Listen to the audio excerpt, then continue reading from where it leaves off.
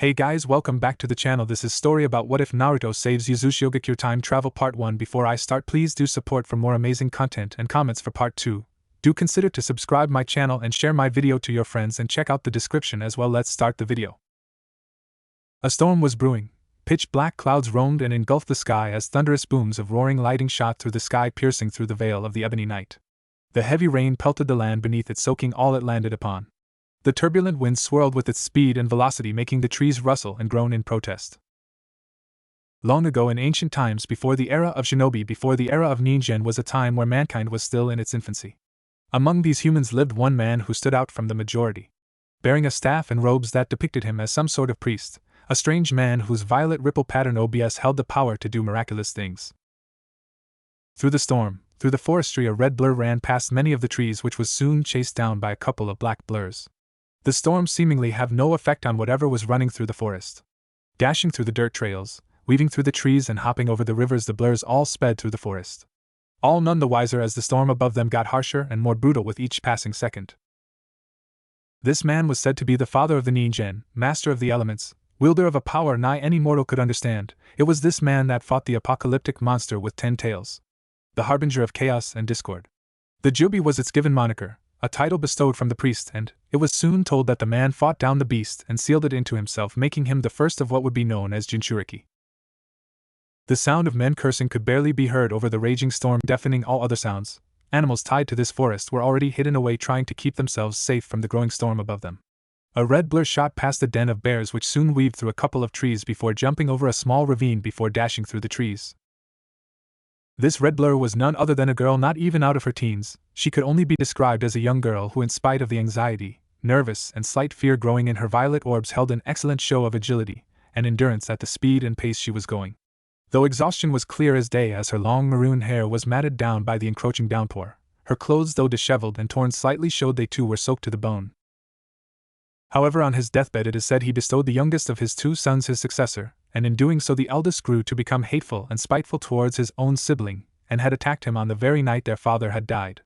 However, on his deathbed the man had, before the Jubi could break free from its confinement, split the beast's power and soul in 9 different parts, and sent them all across the continent, while he had sealed the body in the sky, which was now known as of today as the moon.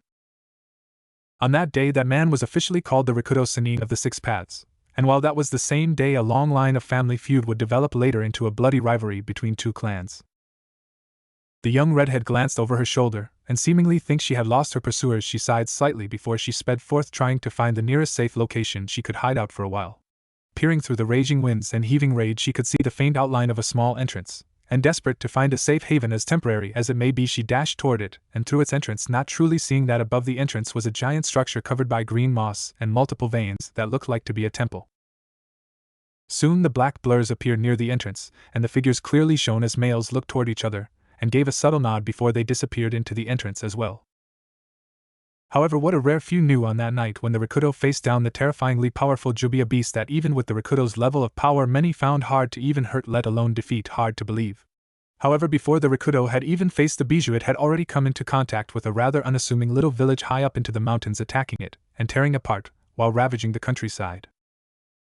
Its destructive attacks had nearly obliterated the entire mountain and devastated the countryside, and it would have done more damage had it not been stopped by something. Legends speak that before the Jubi could destroy the mountain, something had impacted with the beast as it howled in such anger and pain that echo across the lands before it was seen flying off the mountain by whatever had slammed into it. The redhead girl, upon entering the strange cave, didn't stop her running, as she kept looking over her shoulder, where to her increasing fear could hear the multiple thuds of footsteps following after her. She didn't know where she was going, or even seen for that matter, as it was pitch black within. Thus, running blindly into the darkness, the young girl could only clench her eyes, desperately trying to distance herself from her once upon a time captors. Due to this and being unable to see through the darkness, the young girl grunted when she felt herself run smack dab into what felt like a wall. Not knowing it, her hand seemed to press deeper into the wall, as she became worried there was no other means of escape. Then suddenly, without so much as a warning, she felt the ground beneath shift, and then as the sounders of her pursuers got stronger, she fell. Her surprised yelp was silenced when she found herself meeting the cold hard ground like a long-lost friend, causing her to grumble as she held her head in pain. That hurt Tet Bane, her soft whine echoed quietly, which she seemed to notice when her violet eyes opened slightly before they started to get wider in surprise as she gazed around her in surprise and confusion at where she had ended up. Where exactly had she entered? Was the question being asked numerous times, and it was in due cause because before there was nothing more than a dark, lanky, wet cavern of some sort that she couldn't see inside nor anything else besides running into some sort of wall in the darkness.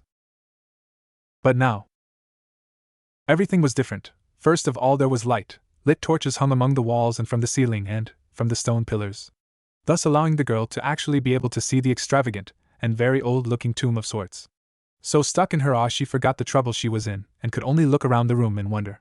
Slowly she stood up and walked toward down the hall aligned by the stone pillars. Looking left and right, the young redhead saw strange scriptures and symbols she had never seen nor hoped to even translate, stone carvings of images that merely piqued her interest. What the Jubi didn't know was that housed inside that unassuming village was the noble clan of the Oda, and with it was where the beast had met its match, as the heir of said clan was said to have been the one to hurl the Jubi off their mountain, and had faced the beast in combat.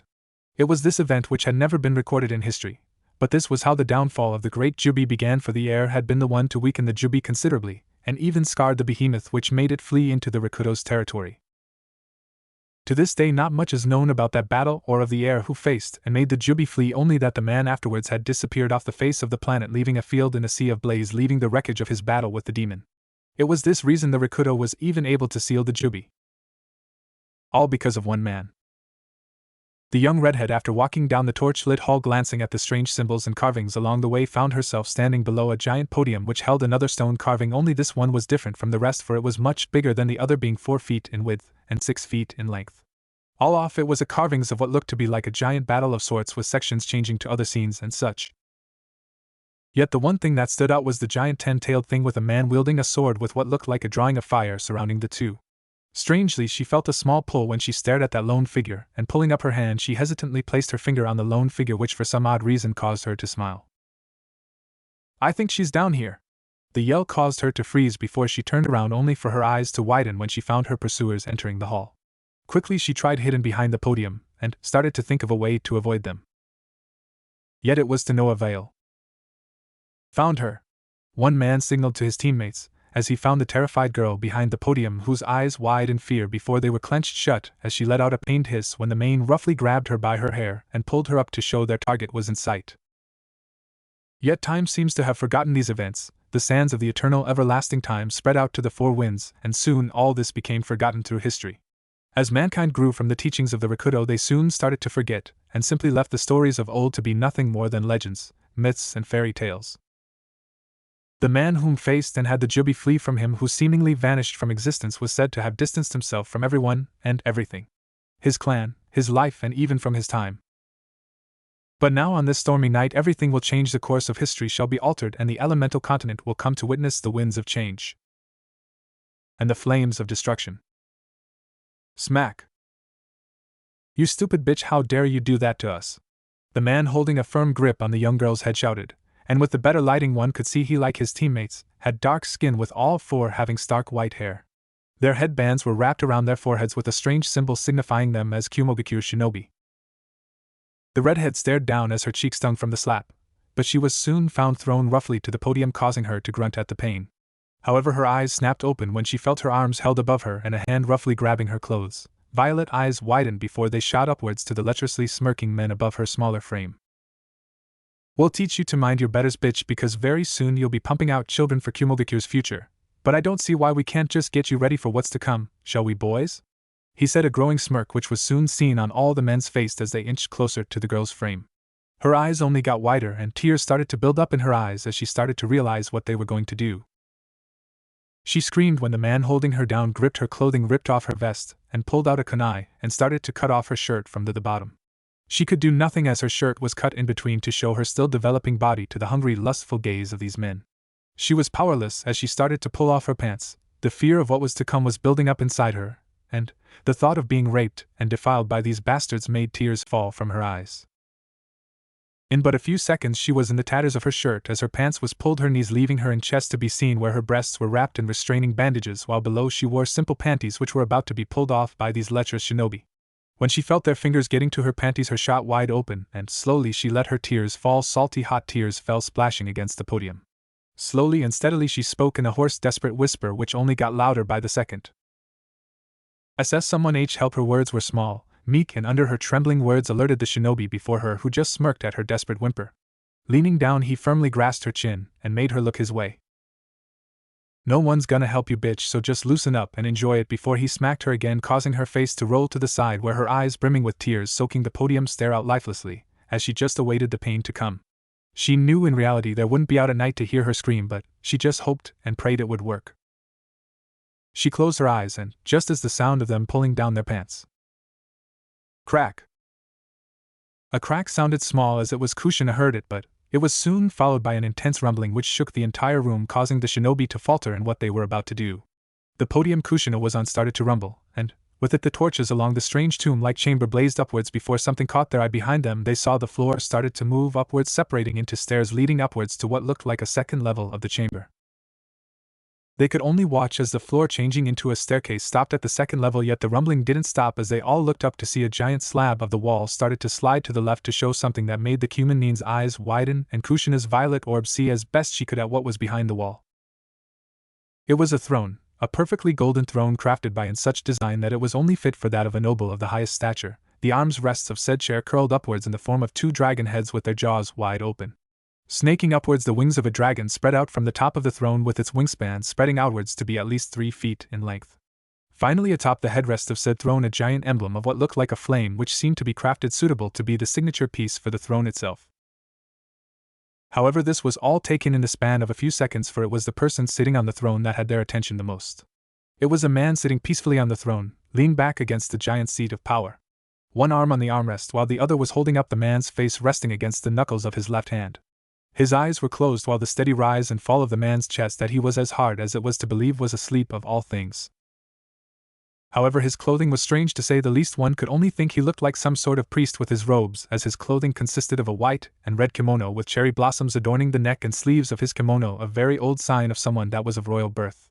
Beneath it he wore traditional Sashinuki hakama pants which were gathered at the man's ankles, creating a sort of balloon effect. His footwear consisted of, instead of the normal sandals they were accustomed to, were a pair of flat-pointed ankle-high boots. On his left shoulder was a spiked cauldron which was connected to a jet-black cuirass, whereas a small black crest with the design of a golden pattern shaped to be of a bird's nest or of a flower. On his right shoulder another black spiked pauldron was seen, however it was more full body as it covered most of the man's right shoulder.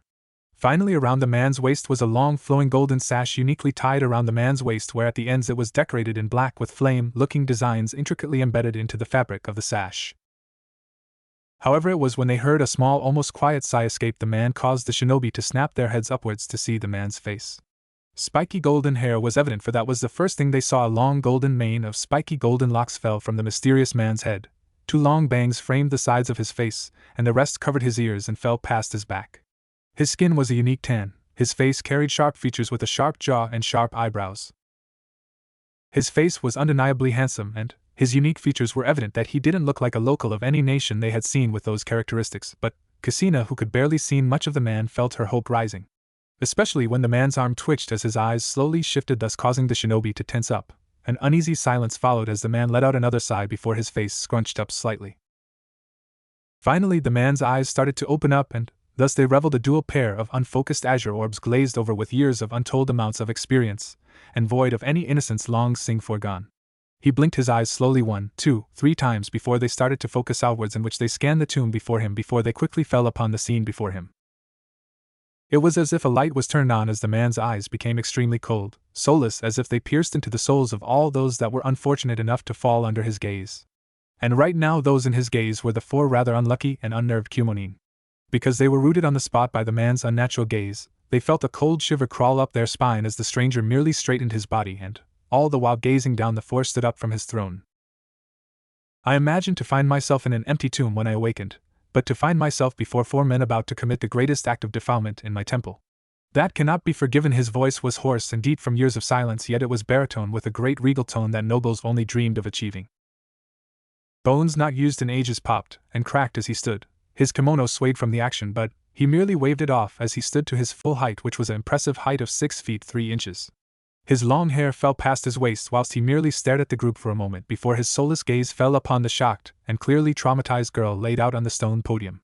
It was for only a second before his gaze returned back to the 4 Kumo shinobi and, with it, his eyes narrowed ever so slightly. Raising his hand, the strange man merely pointed out, "Defilers of my temple perish," he spoke, ending his tone with a stoic command. The shinobi blinked before one of the four shook himself out of his state to speak out against this clearly deranged in their eyes man with a sneer. And who are you to tell us what to do, freak? Why don't you come down here? And he never got to finish. As the blond man seemingly materialized in front of, pointing his index finger on the man's forehead, his cold monotone gaze staring solely into the man's slowly widening black ones. The others soon only noticed his presence when the him up top vanished in a wisp of wind and hearing the surprised grunt from their teammate. The mysterious man's voice came out in a lazy drawl, but it held such cold hard authority that they were left frozen in their tracks. Did I give a worm such as you to permission speak? No, I did not. I told you to perish, defiler. As he said this, the man's index finger with blinding speed thrust his finger through the man's forehead and directly into his skull where blood was already pooling out at the injury. The injured man could only grunt and whimper as the man's finger pierced through his skull-like tissue. Now be gone from sight, you worthless trash. As he said this, smoke started to come out of the man's forehead, and his eyes widened in sheer mind-searing pain. This time he screamed. Yeah. My head W, what are you doing? The Kumo-nin screamed and bellowed as smoke started to rise from his forehead, slowly followed by his ears, eyes and mouth. A wet splotch sounded as the blond man plucked out his finger, throwing the remaining blood from his finger. His gaze bearing down on the smoking man, whom fell to his knees from the sheer pain, was in all the while gripping his head. W, what did you to Hayaru? Answer us. Another demanded, but was effectively ignored as the blonde just watched as the man screamed more and more in agonizing pain. His voice became more hoarse than before.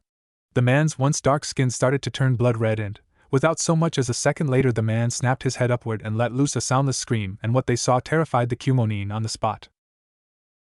Their teammates' eyes were melting where fluids trailed down into the man's open mouth, where his tongue, teeth, and gums started to melt as well, teeth and all.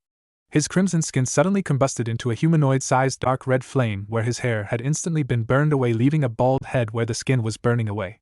The man lit ablaze merely tried to reach out desperately for anyone to help him as he burned from the inside out, empty eye sockets and mouth open, in an everlasting painful scream tore into the Kumonin as they backed away from their teammate. Not able to find anything, the man whose skin was completely gone left nothing more than a skeleton. Organs and all were gone, with not even ash remaining, and yet even then the fire surrounding the skeleton did not dissipate. Even as the skeleton fell to the ground, it continued to burn, where it slowly turns charcoal black before the bones started to burn away into nothing. Finished with that one, the blond man turned his gaze to the others and spoke. Now for you three. The man's cold words caused the three now terrified Kumonin to turn their heads toward the man to see his azure orbs piercing them down in all their glory. It pinned them down even as the death of their teammate happened before their eyes. Azure orbs glowed with an unnatural light. Cold, soulless blue orbs held them down as he advanced upon them.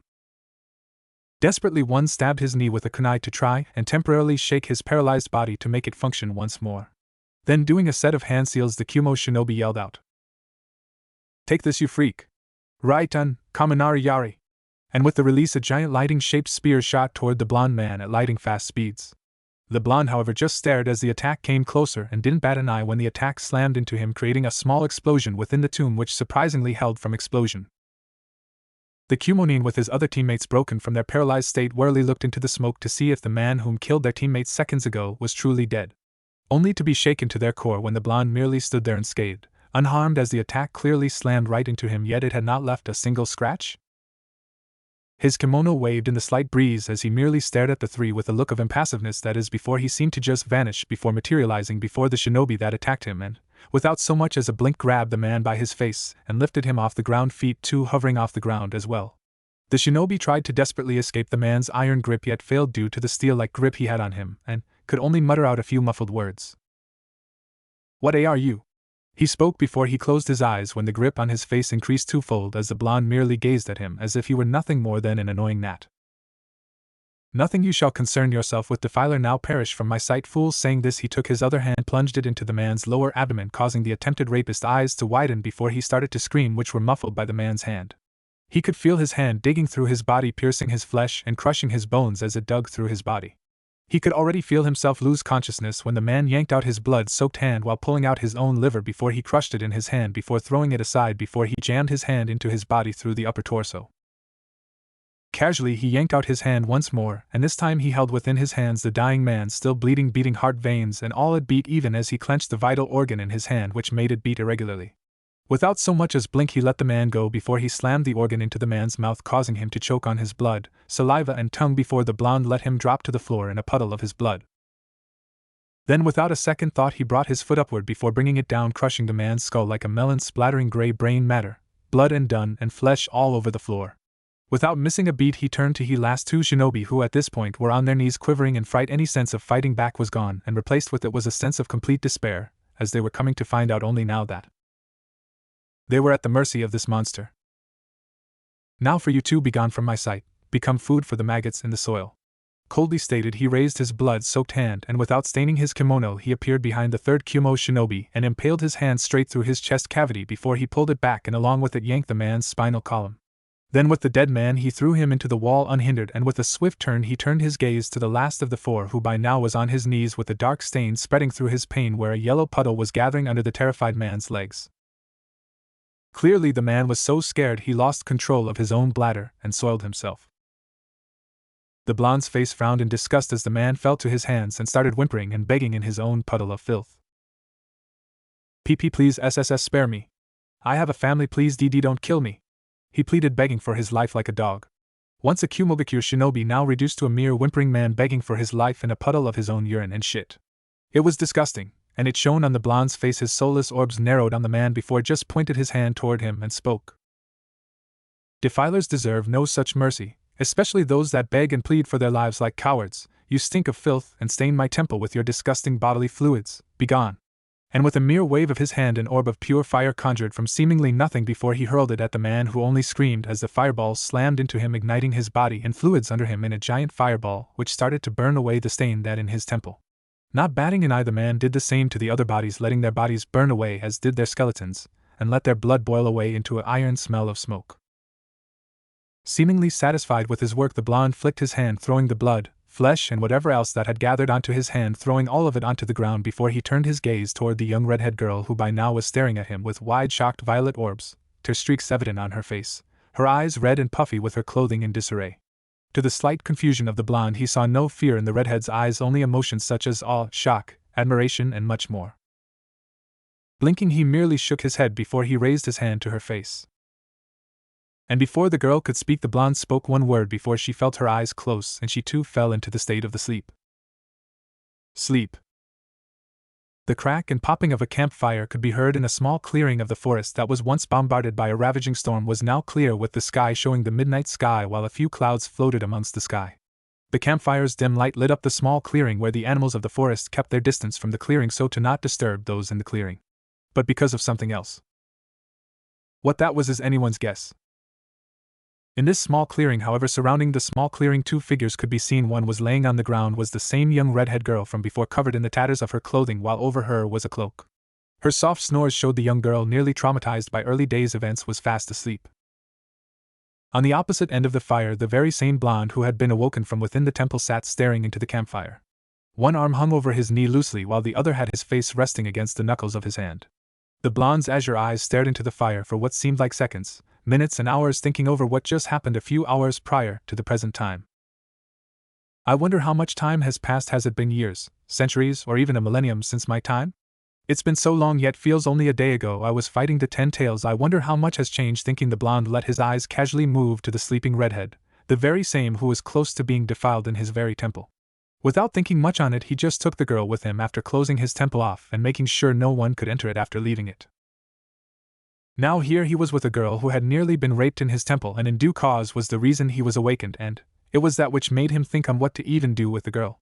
Clearly she was too traumatized to even speak earlier, but now that he had taken her with him, he was starting to contemplate on leaving her when she wakes up.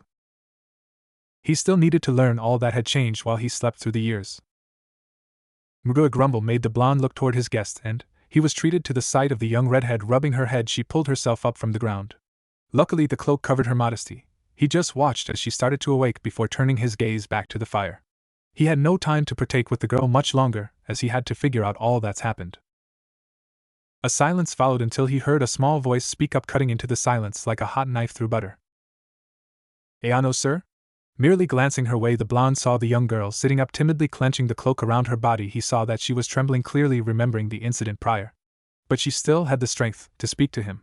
Surprising, since most women put through such an event, raped or attempted upon, were nearly broken, but the girl had a surprising amount of willpower. Merely raising an eyebrow in response, the girl's violet eyes looking back at him timidly, she fidgeted slightly when he looked her way, but still she didn't shy away from his gaze. An act he found admirable because most people in his time couldn't so much as look him in the eye for even a second without shying away. Perhaps there was more to this girl than he first thought. "Yes, child?" he said as he stalked the flames, causing the wood to pop as the flames rose in intensity. He glanced over to see the young redhead squirm as she pulled the cloak around herself, how she looked his way with a thankful look in her eyes. "Thank you for saving me," she said, causing the blonde to stare at her for the longest of seconds before he turned back to the flames. "Your gratitude is noted, but misplaced, young one. You stumbled upon my tomb, and had your voice not awoke me you would have been defiled regardless." The way he said this made it sound a bit harsh, but the girl seemed to understand. Pulling her knees to her chest, she too gazed at the flames while glancing every so often at her savior. Then she looked his way, causing him to glance her way as she gave a small grin. "Hey Goman, my name's Uzumaki Kushina, what's yours?" she said, causing the man to glance her way with a raised eyebrow. That is until he gave her a small nod before he looked towards the fire, causing Kushina to frown at his lack of response before she saddle turned to the fire. That is until she heard the man speak. "Oda," he said, causing her to blink as she looked to see him staring into the fire. "My name is Oda Naruto," he said, glancing her way, but seeing as he responded to her caused the young Uzumaki to smile greatly. Still the man's name rung in her ears as she thought about the name. "Mao Oda sounds familiar to me, but I can remember but Naruto Maelstrom." She smiled faintly at the name. Why did she like the sound of that name so much? Then she heard the sound of shuffling before she saw Naruto stand from his spot, and because of this Kushina was able to see an additional accessory on her savior's body. It was a weapon, a katana to be exact. Its handle was purple with the hexagonal designs running the length of the handle being a dark azure. The pommel gold, while the guard was also gold, but it was in a circular shape with a strange dragon-like design running around the guard. His katana was a bit longer than an average katana, but the sheath was pure black and was held in his sash. The strange thing was, as Kushina looked upon the blade, she could literally feel the insurmountable of power leaking off the katana. Still, panic rushed through her veins when she saw the man getting up to leave, and whatever possessed her to speak up came rushing forth. "Wait. Where are you going?" she asked, causing Naruto to look her way with his impassive expression. "I'm leaving. I no longer have any reason to stay here, and I must find out how long I've been asleep," he said, causing Kushina's eyes to widen. The trauma of the incident before was still fresh in her mind, and being left alone only caused her to feel an intense amount of fear to swell up in her. Plus, she strangely didn't want to be distanced from this man who had saved her from being raped, because something about him made her want to be by his side. All the same, she quickly thought up multiple ideas before she spoke. "Wait. If it's information you're looking, then I know where you can go," she said, causing him to halt in his step before he looked towards her with an intense gaze. "And that would be?" Here Kushina stood from the ground, keeping the cloak wrapped around her body, and walked up to Naruto with nervous expression. Soon she stood before the man, staring up at his noble features with a serious eye. "Uzushiogakure, in Yuzu no Kuni, in my home. My clan, the Uzumaki, hold the most extensive library in the elemental nations. If anyone knows anything you are looking for, it would be in my clan, and I'm sure they would help you after helping me," she said with a grin as Naruto raised an eyebrow. "And why's that?" Though he had a good idea as to what the young redhead meant. "Because I'm the heiress of the Uzumaki clan, and my father is the clan head and Uzukage of our village," she said, causing Naruto to look down at Kushina before he closed his eyes, and for the first time in who knows long he gave a small chuckle at the girl's underhandedness, because she would be getting help to get back home while he would have his first clue to find out how long he'd been gone from the world. He had to admit she was a very smart girl despite her young appearance, an intellect he could respect. "Very well, I'll take you home, but you must have me meet with your father, agreed?" he added, causing the young girl to give a thumbs up with a grin. "You bet, Tebane." This time Naruto's eyebrows rose as Kushina went silent before she found him looking at her with a perplexed expression before her face went beet red at her slip-up. Her hands went to her mouth, but the damage had been done. "Tebane?" he said, testing the word, but this just caused Kushina to sink further into his cloak to hide her beet red face from his questioning gaze. "Great, I just had to let it slip out in front of Naruto-kun." "Wait. Where did Kun come from?" 1 week later, Nanamushi. Kushina had to admit, after traveling with Naruto for the past week from between the borders of Kaminari no Kuni and Shimo no Kuni, had been both a very enlightening experience and a nice change of pace. Because for one, she wasn't surrounded by bodyguards of Yuzu shinobi, or those Konoha shinobi that had failed in letting her get attacked by Kumo. She was only walking side by side Naruto, and it was nice. She couldn't exactly put it into anything else, but that it was nice to have traveled with the ever-silent Naruto. His company had been something she found to be extremely grand to have because he didn't ignore her or played off her words because she was a child. However, he also didn't give off the impression that he was a bad person. In fact, if she was honest with herself, she felt a lot safer in his company than anyone else. This thought process was only strengthened by the fact that as they traveled, some would-be bandits threatened Naruto. But within the blink of an eye, Naruto kept walking as they all fell to the ground with puncture wounds in each vital area. They had even come across a few Nukenin, but Kushina was once again awed at the speed and power Naruto used to dispatch them. The fact of the matter was that Kushina had learned that she on Soi base level felt more at peace, safe and much more comfortable with Naruto than she ever had with anyone else. However, she did learn a few things about her savior from what little she could learn, that is. One of those things was that Naruto always carried an air about him that was fit for a man of noble status, but not one of those snobbish daimyo she had seen, but a man that had earned his status through blood, sweat and tears.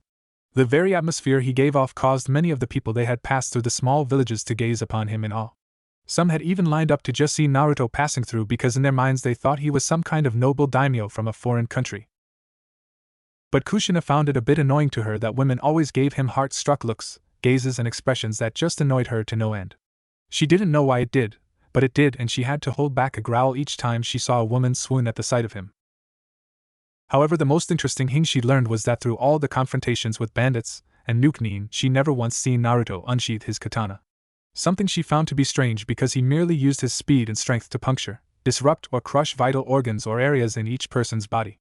However, from what she'd seen of his abilities, Naruto had a very great control over fire, so great in fact that he didn't even use a hand sign or utter a word, and just willed it to his fingertips, and it came as if beckoned by its master.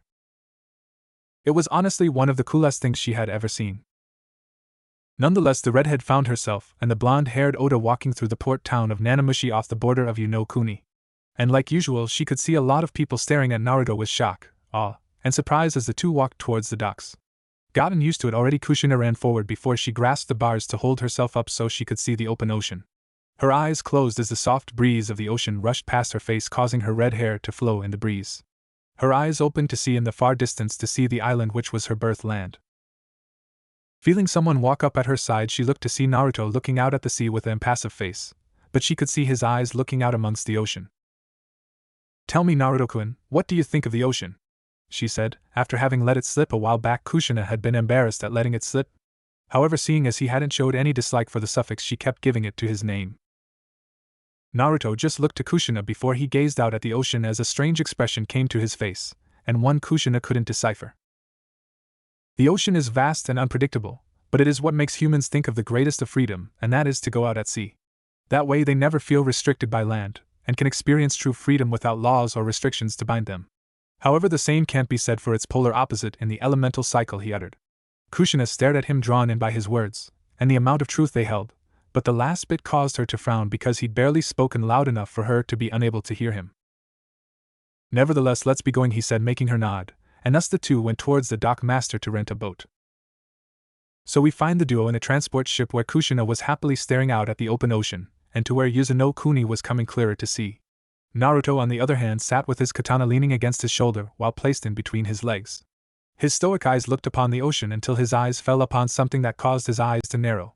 In the far distance he saw a giant storm building up in the far west. He continued to gaze out at the storm until his eyes picked up the slightest hazy shadows in the far horizon. He decided to not comment as he looked back to see the driver expertly bypass the field of savage whirlpools, causing Naruto to raise an eyebrow, that is, until he saw Kushina excitingly stare out at the island that was coming closer, causing him to grasp his katana as Kushina quickly pulled on his hand. Paying the boat driver, he let the young redhead pull him along as if she knew the entire island like the back side of her hand. Seeing who she was, it wasn't much of a surprise, really. Still, he felt his katana tremble before he grasped in his hand as he looked out to the west. Uzushiogakure Gates. "And here we are!" Kushina shouted with her arms spread out to reveal her home in all its glory, and the blonde had to admit the village was truly a marvel in architectural design from what he could see from the hilltop. The building stood high in the sky with strange and unique whirlpool insignias among the walls. Some of the roof on the buildings truly did look like spiraling cones in the shape of a whirlpool. The gates, from what he could see, stood at least 50 high, while the arch had a blue tile roof. The gates themselves looked to be made of the thickest and durable of wood. On both sides of the gates, the Uzumaki insignia could be seen, while in the center of the gate was a strange yin/yang symbol that connected both gates. So what do you think? Kushina said, causing Naruto to look at her before nodding. From what I see so far, it is quite an interesting village, he said as he and the redhead walked towards the gate. Halt! The two perked up when they saw a squad of shinobi appeared in a swirling mass of water. Once they were revealed, it was a squad of 5 shinobi, all armed to the teeth. Their uniform consisted of black shinobi sandals, black shinobi pants with a mesh shirt on their torso which was covered by a long-sleeved t-shirt, while over this they wore a type of black and red chain-mail leather chest guard. Over their forearms were leather arm guards with steel plating. Finally, wrapped around their foreheads was the red headband with a steel plate having the Uzumaki insignia etched into the metal. However, the one thing Naruto noticed was that all 5 of them had red hair, maybe not the same shade as Kushina's, but every one of them had red hair. It's probably a trademark for all Uzumakis to have red hair of some kind, Naruto thought before he saw the leader of the group tense. He saw Kushina standing at Naruto's side. "Hey Kushina-sama? What are you doing here? We thought your father sent you off to Konoha by now. And who is that man with you?" the man said, and while Naruto kept up a stoic face, he was impressed when he saw Kushina put up an impassive expression as her eyes narrowed. "All will be explained soon, but you must take us to see my father," she said, causing the squad to tense, but once the leader seemed to get a hold of himself, he gave a nod. "Very well, we shall have you both escorted to Uzukage-sama," he said, but the look Naruto got from the man clearly spoke of the distrust he held for him. Naruto merely shrugged it off before he followed Kushina as the two were led towards the gate. He watched the 2 gatekeepers did a few hand signs before put their hands on both sides of the gates. He watched as the spot where their hands glowed bright white before white light spread out to the gate in an intricate web before it encircled the entire gate as 2 white lines connected with the 2 Uzumaki insignias, causing each one to flash white and black respectively. From there, one line came out to be pure white while the other was pitch black. The 2 lines followed through the gate until each connected with both sides of the yin/yang symbol, causing it to glow black and white. Then an unlocking sound erupted before the gate started to open with a big rumble to reveal Uzushiogakure in all its glory. And what Naruto saw caused his earlier comment to only strengthen once he saw the magnificent marvel he saw. The village was built in the center of the island with its giant walls surrounding the entire perimeter of the village. However, a river could be seen in the middle of the village with a number of bridges going over it. Naruto looked to see 2 gates built in both walls on opposite ends of the river that let the water flow in from the ocean, and through the other end without harm the village itself. Looking out as he and Kushina walked over the bridge, he saw the many villagers happily enjoying their day as children ran among the streets. He saw all of the populace bearing red hair, signifying that the entire village was indeed the Uzumaki clan was an entire village. He looked further to see among the tall buildings to see at the very far end another building that stood about 60 foot high, while the roof had 4 stone arch going in to hold a giant stone circular tablet of the Uzumaki insignia out to all for the village to see. All in all, it was very interesting to see how far things have changed since his time. "Oh my Kami! Look, is that Kushina-sama?" a villager shouted, causing other villagers to look and see her and Naruto walking with a squad of Uzushiogakure at their front and back. "Hooray! She's back!" another one celebrated, which was followed by a few others. "But who is that man with her? Is he a daimyo?" another said as he eyed Naruto suspiciously, whilst the woman beside him looked upon Naruto with a dreamy expression. "He certainly looks like one. I mean, he's so handsome," she said, which was met with plenty of agreements among other women. Through this, Naruto felt someone slide their hand in his, causing him to look and see Kushina gripping his hand in hers as she walked alongside him. He raised an eyebrow as she inches closer to his side, and he looked to see the many villagers looking at this sudden move with surprise or shock. He even saw some guards to hold a bit of surprise at Kushina's move. Still, he gripped her hand in his own as the two strolled towards the Uzukage Tower. Honestly, Naruto didn't know what was wrong with Kushina, but after traveling with the excitable redhead had made him gain a soft spot for her. He had no idea how long he'd been asleep, but having Kushina as his company was possibly one of the better things that's happened since he woke up. He could feel her unease from touching her hand, and it made him frown, so he gripped her hand, causing her to do the same. Uzukage Tower. Now once we open the door, you will go see to Uzukage-sama, but remember to pay your respects, outsider. The leader of his squad said, only for Naruto give him a stoic stare. Seeing as he got no other response than that, the man gave a grunt before he knocked on the door. "Come in." Opening the door, the man stepped aside, letting Kushina walk in with Naruto behind her as the door closed behind him. Once it did, Naruto was showed the site of this Uzukage he'd heard about. He looked to see that it was a man adorning white and light blue robes with the ends of his sleeves and bottom of said robes having waves and whirlpool designs liking the bottom. On his head was a kage hat with the Uzumaki symbol on the front end. The man grasped the rim of his hat and pulled it off to reveal his long straight red hair with a pale complexion. Sharp brown eyes went to Naruto to Kushina while his mouth formed into a smile. He had a long red beard that fell a few inches down. Musum, what are you doing here? The man said as he stood from his desk, but Kushina went and hugged the man. To-san, she cried, causing the man to look down at his crying daughter before he looked up to see the noble blonde-looking man standing a few feet away. He eyed him before he looked back down at his daughter. Tell me, Musum, what happened? I thought I sent you to Konoha? And who is this man with you? He asked, and Kushina wiped away her tears before she started to explain everything. I was on the envoy to Konoha, but we were attacked by Kumo shinobi. I panicked when Konoha-nin abandoned me, and I did all I could to flee, she said, but the man's eyes widened at her words and grasped her shoulders. Wait, they abandoned you? The man's face grew grim when he saw her nod, and he further listened to her story. Through it all his face went from grim to stone cold at how she had almost been raped by Kumo-nin until the most unexpected help came from the blonde man in his office. To her traveling with the man to come see him. Soon enough Kushina had told him everything, and was now looking at the ground whilst the kage kept his face from being seen by the shadows of his hat. Soon enough he put a hand on his daughter's head as he spoke. Musum, go and see to your mother and sister. I'm sure they would be happy to see you again. We can speak again later, but first let me talk with your friend privately. Here Kushina worriedly looked toward Naruto only to see the blonde-haired man just give a nod before she nodded back before she started to walk away. However, to the Oda's surprise, she gave him a hug from his back. Thank you so much, Naruto-kun, she said, speaking into the fabric of his clothing before she quickly left.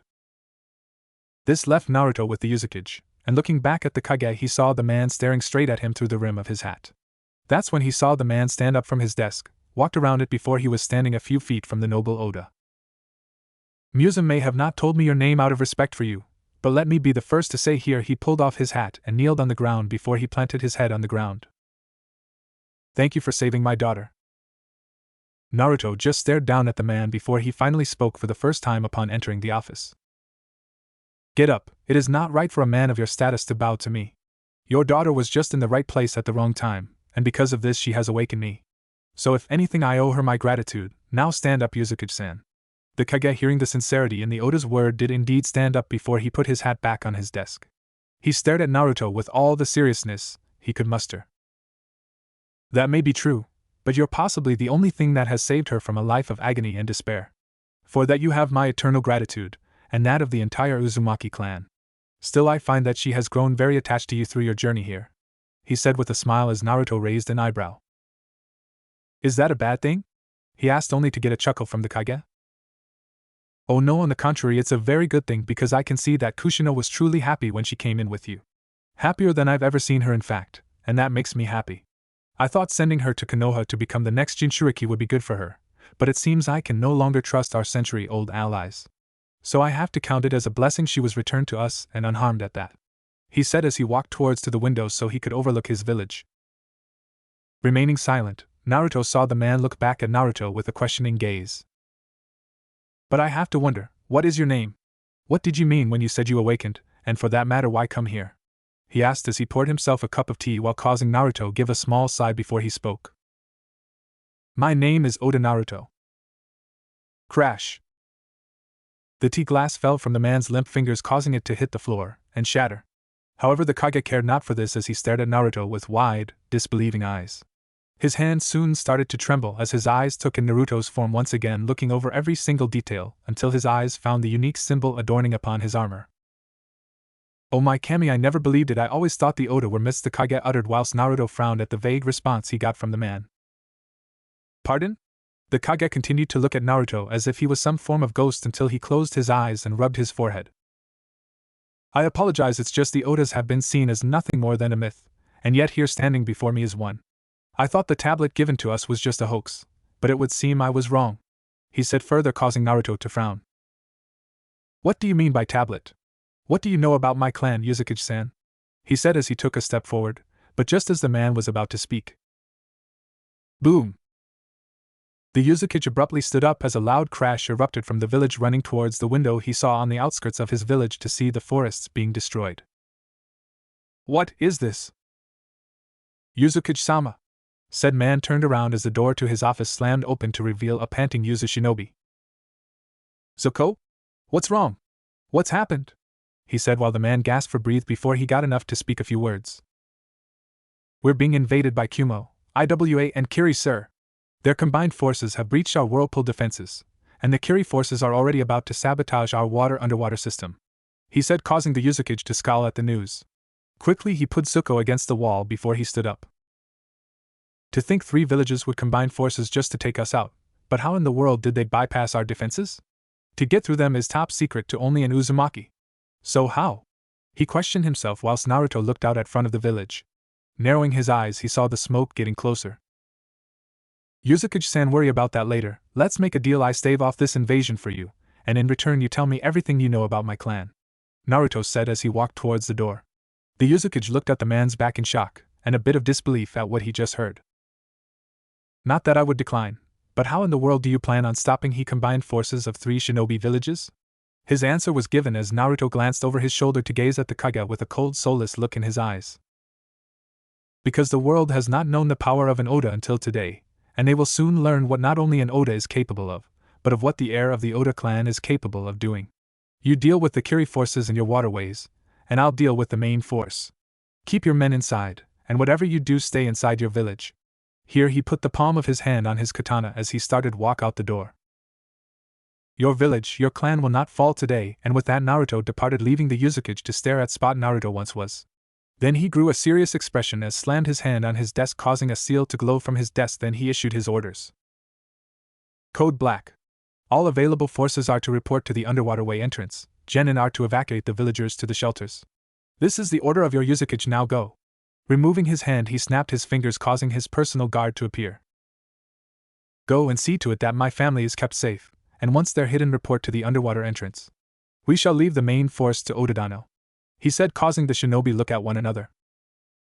Hey, are you sure that's wise, Uzukage-sama? To trust that outsider? The Uzukage just looked out the window and frowned. If anything, I put my entire trust in that man. Not only has he saved my daughter, and the heiress of the Uzumaki clan, but if what he said is true, then we all shall experience the power of an Oda firsthand. After all, who better to enter a battlefield than a man who is directly linked to the god of death itself? He said, stunning his shinobi. He just hoped Naruto could stave off the invasion as promised. Uzushiogakure of the island. Naruto stared out at the sea as a ravaging storm came down upon Yuzu no Kuni. His eyes narrowed as he remembered the force he intercepted once he left the gates. It had been the first strike force which he decimated before wiping out the other shinobi hiding out in the forests. And now he stood on the sandy shore looking out at the ocean, only instead of the sapphire blue waters from before, he saw the entire ocean was a nightmarish black as the shadows of hundreds of ships sailed his way. Smoldering azure orbs lit up as Naruto flicked out his katana, causing the ground beneath to instantly light up in a pillar of fire.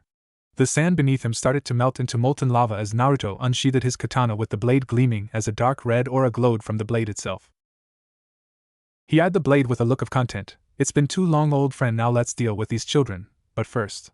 Here he stabbed the blade into the ground while he placed his palm on the pommel, causing the blade to be engulfed in flames.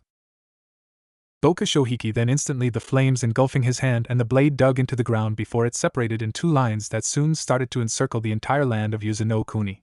Once it had done so, Naruto walked over the red line before he wrenched the blade from the ground. This caused a spark which made the red line literally erupt into a giant wall of red flames, which soon followed the red line entirely until Yuzu no Kuni was completely protected by a giant barrier of flames. On the mainland, everyone could see the phenomenon as the entire land was surrounded in crimson fire, and ships unlucky enough to hit the shore was incinerated within seconds.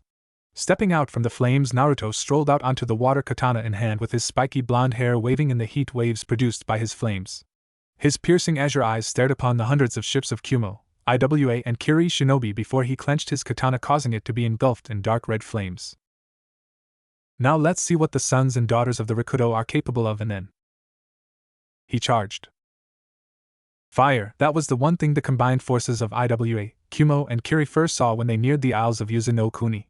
In all their lives they had never seen such an amount of the flames burst forth on a battlefield. Yet when they saw the entire Isle of Uzushiogakure suddenly lit ablaze with a giant barrier of dark red flames engulfing the outer edges of the isle, they knew something had gone wrong. That's when they saw a sight that chilled them to the bone. It was a man walking on the water directly out from the flames. Long spiky gold hair billowed in the air as the glow from the flames lit up his noble features for their eyes to see. He looked like some form of a noble, maybe a daimyo, and yet the balanced stroll he gave amongst the hundreds of ships each carrying 100 or more shinobi, and the stoic aura he gave off was unnerving. That's when they saw the blade he held at his side, engulfed in fire, causing the waters around him to boil from just the intense heat it gave off. Who was this man? Why was he here? And better yet, how did he have so much power?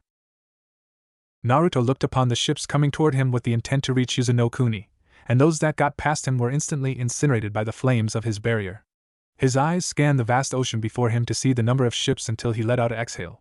He brought up his katana, and as he stared at his weapon engulfed in dark red flames, letting its beautiful glow smolder in his azure eyes. How long has it been since I experienced your flames? Too long it would seem, he said as he gazed outward. Nevertheless, let's get rid of the trash. Bringing up his katana, the flames instantly vanished as he sheathed the blade. However, as he gripped the blade, he planted his foot forward and spoke. Hidetsume, Natajiri, and just before the first ship could come into contact with his body, Naruto moved, pulling out his katana. He swung, and the next second Naruto was walking toward the next wave of ships, and just as he sheathed his katana. Click! Crash! Aya! The shouts of dying shinobi sounded just before the first wave of ships were instantly sliced in half along with the entire ocean. It was as if a giant blade had come down upon them as a giant slash went down on multiple ships, slicing them completely in half, along with any shinobi in contact were pulled into it as well. Those that weren't were pulverized as their respective ships were crushed as the ocean itself split open, swallowing them whole as they were crushed by the 1,000 gallons of sea water coming down on them. Oda paid no attention to this, however, as he went towards the second wave of ships. His azures stared down the next row of ships with little to no emotion whatsoever. The shinobi, on the other hand, could only look on in horror from their own ships at what just transpired. To see their first battalion of ships decimated with a single attack was mind-blowing, and all from just one man. One Kumonin could only stare as the noble-looking man walked toward them. What is he? He uttered just before he saw his commander walk toward the edge of the ship. It matters not what he is. He is an obstacle in our path, and as such must be taken down, and as commander of the 2nd Battalion I am issuing a full offensive attack. And with the order given, he along with the shinobi aboard his and the second row of ships jumped from the ship and dashed toward Naruto. Said blonde merely watched as the hundreds of shinobi jumped ship and charged his way. Though he didn't give much of a flinch at the sheer number, he raised an eyebrow when he saw a few do hand signs, and with the final one complete he saw 3 shinobi jump up from the charging shinobi. Right-on, John! The first shinobi before he unleashed a bolt of lighting from his hands toward Naruto. Doton, Doskiryu! A Iwa Kunoichi shouted, causing a giant dragon of earth to erupt from the water from the sea floor before it rushed towards the stationary Oda. Suetun, Swishoha! A Kirinin declared before his cheeks swelled up before he released a giant vortex of water which gained in strength from the ocean as it hurled itself toward the blonde. With the 3 jutsus coming down on him, the blonde merely glanced their way before he looked back at the shinobi. If this is all you can do, then I am sorely disappointed. His words confused them until Naruto put out his palm to the 3 jutsus, and only uttered a single phrase. Bakudo number 8, Seiki. Boom!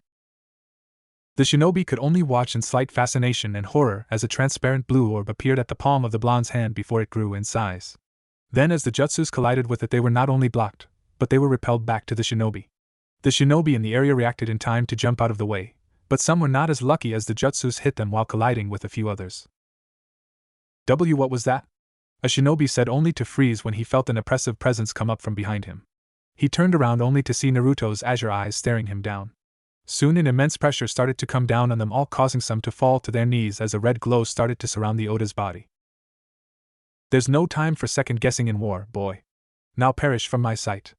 And before they knew what happened next, the blonde flicked out his katana, causing an intense amount of flames to engulf his blade before he sent out a wave of fire upon them all. The giant wave of fire pushed forth, incinerating all in its path, pulling in the ships too close in proximity of the wave of fire. As his robed form billowed out from the intense heat waves, Naruto narrowed his eyes as he saw the next row of ships come crashing through the fiery ruins of the second. However, among them his eyes caught 2 shadows jumping from the ship, and then the blonde stepped to the side. Splash! Well, you're very fast to dodge me, that's for certain, a man commented, causing Naruto glance at his side to see his latest attackers. It was two men, with one of them being a very tall dark-skinned man with a very well-defined muscular build. His eyes were a unique shade of green-colored irides, white sclerae, and with no defining pupils to show. He had dark blonde upper back-length hair with a black bandana covering the top of his hair, and with a shoulder-length beard to match. He wore the standard Kushina distinctive shoulder-strap flak jacket with no clothing underneath. Tied around his waist was a thick rope, while on down he wore black pants and black shinobi sandals. The second man was completely wrapped in gray bandages with only his unique violet-colored eyes and nose visible. He wore a dark blue headband with no distinctive markings for all to see. Strapped to his back in AX formation was two swords, while over his bandages chest was a Wagakure chest guard, while over his left arm was a distinctive black sleeve.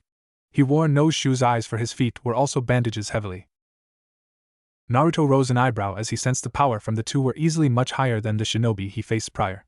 He turned toward them as the two stood a few feet from him, and he looked from the tall man to the bandaged one with an impassive gaze. It would seem we were misinformed, Reikage-sen, the bandages man said as he prepared himself whilst he warily eyed the noble-looking man who at first glance looked powerless, but after seeing the destruction he wrought he was right to be cautious. The man called Reikage seemed to give a scoff as he too eyed Naruto with a frown, even as his aura lit up with the aura of lightning. That we have it would seem, either we've been tricked or that old monkey didn't know that there would be a man of this power among the Uzumaki, he said just before he and the bandages man tensed when Naruto placed his hands into the sleeves of his robes as he stared the two down with a quirked eyebrow. Though he kept their words noted down in the back of his head, he would focus on these two for now. Are you two quite done? He asked in a casual manner, and seeing that they had went silent the Oda seemed satisfied. Good, we're in a war, and words mean nothing on the battlefield except for the names of those that I deem suited to at least meet me in combat, so tell me, young warriors, what are your names? He said, causing the two to share a tense glance between one another before they looked back at the blonde. Very well, I am the Sandame Reikage Z. The dark-skinned man introduced himself before his body lit up with bolts of lighting engulfing his body as his hair spiked outwards. I am the night-aimed Tsuchikage, the bandaged man said before he got into a crouch. His hands soon started to glow a transparent white. Naruto easily took in the two titles/names before he gave a nod. Good. And before the two Kages knew what happened, the blonde vanished. What the? Z sputtered just before the blonde appeared right in front of him, and before he could react the blonde slammed his first fist into abdomen. Then pain, untold amounts of pain erupted from Z's abdomen, causing the oxygen within him to burst out from his lungs as his eyes popped open in shock. He quickly jumped back from the man as he stared at Naruto's fist with shock. Such strength! He bypassed my right and no Yoroi, and even then it felt as he broke a few ribs, he thought in surprise before he glanced up to see Naruto look down at his hand. I felt a slight tingle, he commented just before Mu appeared above him as he unsheathed both swords upon his back. Then he swung, intending to cut off the Oda's head, but the blonde was a step ahead of him as just ducked before he grabbed his sheath before he slammed the butt end of his sheath into Mu's abdomen, causing him to grunt. Then once he touched the water's surface he swirled around the blonde so that he was standing side by side with Z. I wonder how he's faring, Z said as rubbed his abdomen to ease his aching ribs, and yep, he could feel a few ribs were broken from that single punch. He winced a bit as he and Mu eyed the blonde man with a more in-depth gaze. TCH, hopefully he dies, Mu uttered with a small scowl of annoyance whilst Z just gave him a blank stare. Can't you for once set aside your differences and work together? He said, and just before Mu could respond they both found a shadow hovering above them, causing to look up to see Naruto staring them down. I don't believe you have the time to talk amidst a battle. Sure dash. Mu cursed.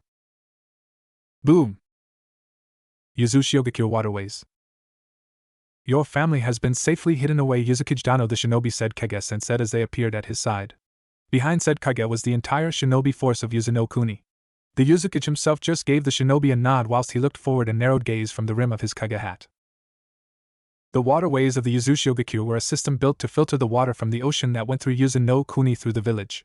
It was their main power supply as the tides generated from the ocean and the whirlpools that surrounded Uzunokuni always came through this one river, which they used as a form of hydropower. With numerous amounts of tide mills installed along both the entrance and exit of both waterways, they generated a good amount of electricity for just the village itself. It was their main source of power for the village's electricity, but it was also a very good place for a potential enemy to come in through. However, no one knew of the entry points besides those who laid the foundations of Uzushiogakure, the Uzukage, and the clan heads. The Uzukage frowned at where his thoughts were going. The evidence was becoming more and more obvious to who the traitor was. First, Konoha abandons his daughter in the midst of a Kumo ambush. Second, the only ones to know the secret of bypassing the whirlpools surrounding Yuzu no Kuni were fellow Uzumaki with a lick of true Uzumaki Fuinjutsu, and Konoha had an Uzumaki already in their village. However, he found it near impossible for her to ever relay that information to them. Third and last of all was, as he was staring at the forces of Kiri coming out from the entrance of the waterway, was how their secret entrances were being compromised. Konoha didn't know them, and yet they were the most likely suspect to betraying them after having a near long-century alliance with them, so they were the only ones to know of anything about their village. So what happened for them to get this knowledge, or better yet, why betray them now? Never mind that, I'll deal with it later. For now, was the Uzukage's thought as he narrowed his eyes upon the man standing in front of Kiri forces, who was obviously the leader. I would never have thought we would battle one another, Hozuki Mida, or should I say, Mizukage-san? The Uzumaki clan had said as he stared upon the Mizukage with a studious gaze. Unlike his fellow Uzumakis, he remained perfectly still whilst he looked upon the Kage. The man in question smirked. He had a pale complexion with a tall yet slender build. He had relatively long dark blonde hair that was swept back in a combed-down style. His eyes were a unique shade of turquoise, while he had a thin mustache with no eyebrow along with two very prominent lines going down the sides of his mouth. The man wore a long gray robe with a pinstripe pattern, while under this he wore a dark blue full-body suit, while around his waist was a dark blush sash and black shinobi sandals. Mida smirked, grew in size as he stared back into the cold eyes of the Uzukage. But then again, I never that I would have the honor to face you myself. We came here with all the leaders of our villages to take you and your clan out, but it would seem that honor shall be mine. After all, it's been aspiration of mine to face the man who slaughtered the entire Kagaya clan. Am I right, Uzumaki Kenshin of the Shur no Kenshoku? He said, causing the Uzukage to narrow his eyes before he looked to see a Kirin coming up to Mida. Mizukage Dano, it would seem our path behind us is blocked off by a giant wall of fire. He finished hesitantly, causing Mida to raise an eyebrow before he heard the Uzukage give a chuckle. It would seem my comrade is dealing with the main invading force. Good, that leaves me and my clansmen the task of dealing with you, and I don't plan to show you a shred of mercy, Mida. And with that said, the atmosphere grew extremely heavy upon Mida as the Uzumaki had shed his robes to reveal his armor beneath it. It was fashioned in the armor from shinobi of old, where the armor itself was pitch black, while underneath he wore a dark red full-body suit. Over his arms were a pair of arm guards with steel plating, while on his head he wore the Uzumaki headband proudly. With his body revealed, the man stood a good 6 feet 0 inches with his long red hair falling down his mid-back whilst his mustache fell just short below his chin. He had a very well-defined muscular build, but not enough to be too bulky to get in the way of his overall strength and speed. Finally etched into the back of his armor was the symbol for the Uzumaki clan. Bringing out his hand, a seal glowed from the palm of his, causing Mida's eyes to widen as Kenshin stared him down. Now come and face the wrath of the Uzumaki clan, he said before the seal glowed brighter. Uzumaki Fuinjutsu, Ryu no Hoko. The seal from his hand glowed before it unraveled from his hand in a mystical glow as the seal came in a transparent fashion before it unleashed a giant ball of fire which hurled itself toward Mida and his forces, and this caused Mida to scowl before he brought up his hands before doing a set of hand seals. Suetun, Mizurappa. Breathing in Mida's cheek swelled up before he unleashed a giant torrent of water which soon collided with the fireball. HSSD. Both attacks some dissipated, while the result of the clash soon created a steamy veil of fog which blanketed the entire area. Looking out, Mida narrowed his eyes before they widened when he found Kenshin just sheer inches from him. Cold brown eyes met surprised turquoise before Kenshin merely planted his palm into the Mizukage's abdomen. And the fight begins, Uzumaki Fuinjutsu, Shigekiya. That's all Mida heard before his abdomen glowed a bright white before a seal formed across his stomach. Then he felt his hearing pop. His vision blurred as his body was propelled through the air by some unseen force.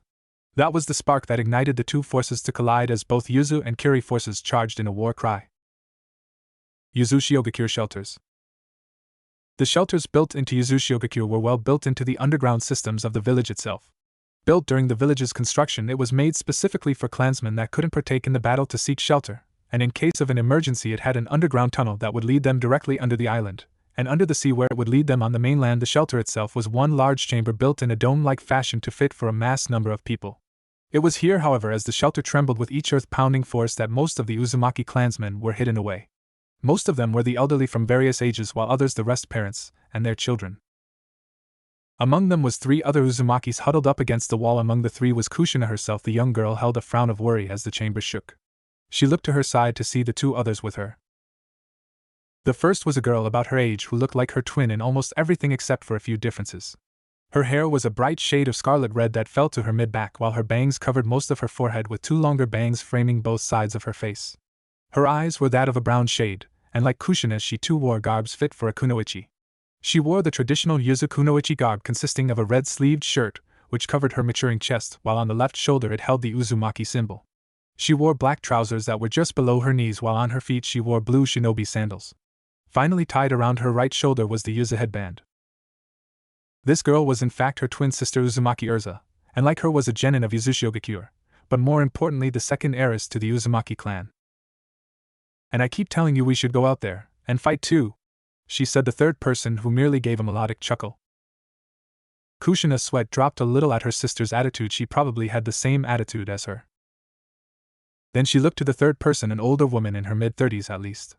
Her hair was the same shade as Urza's as it fell to her lower back, while a lone bang fell over her left eye with the end curving slightly, but her eyes were the same shade of violet as her own. This woman had the build of a kunoichi, but motherhood had only enhanced her beautiful features to make her look simply extravagant. Unlike the two younger girls, she wore a crimson kimono with white shirt and hakama underneath. The kimono was decorated with a number of flowery designs, while on the back of said kimono was the Uzumaki symbol as well, but the flowery designs all contributed into the swirling vortex of the insignia upon her back. This was Kushina and Urza's mother, Uzumaki Kirara, matriarch of the Uzumaki clan. "You're still a bit too young to go fighting in a war, Erchan," their mother said as she pat Urza on the head, causing her to give a small pout at still being treated like a child. She was a genin, damn it.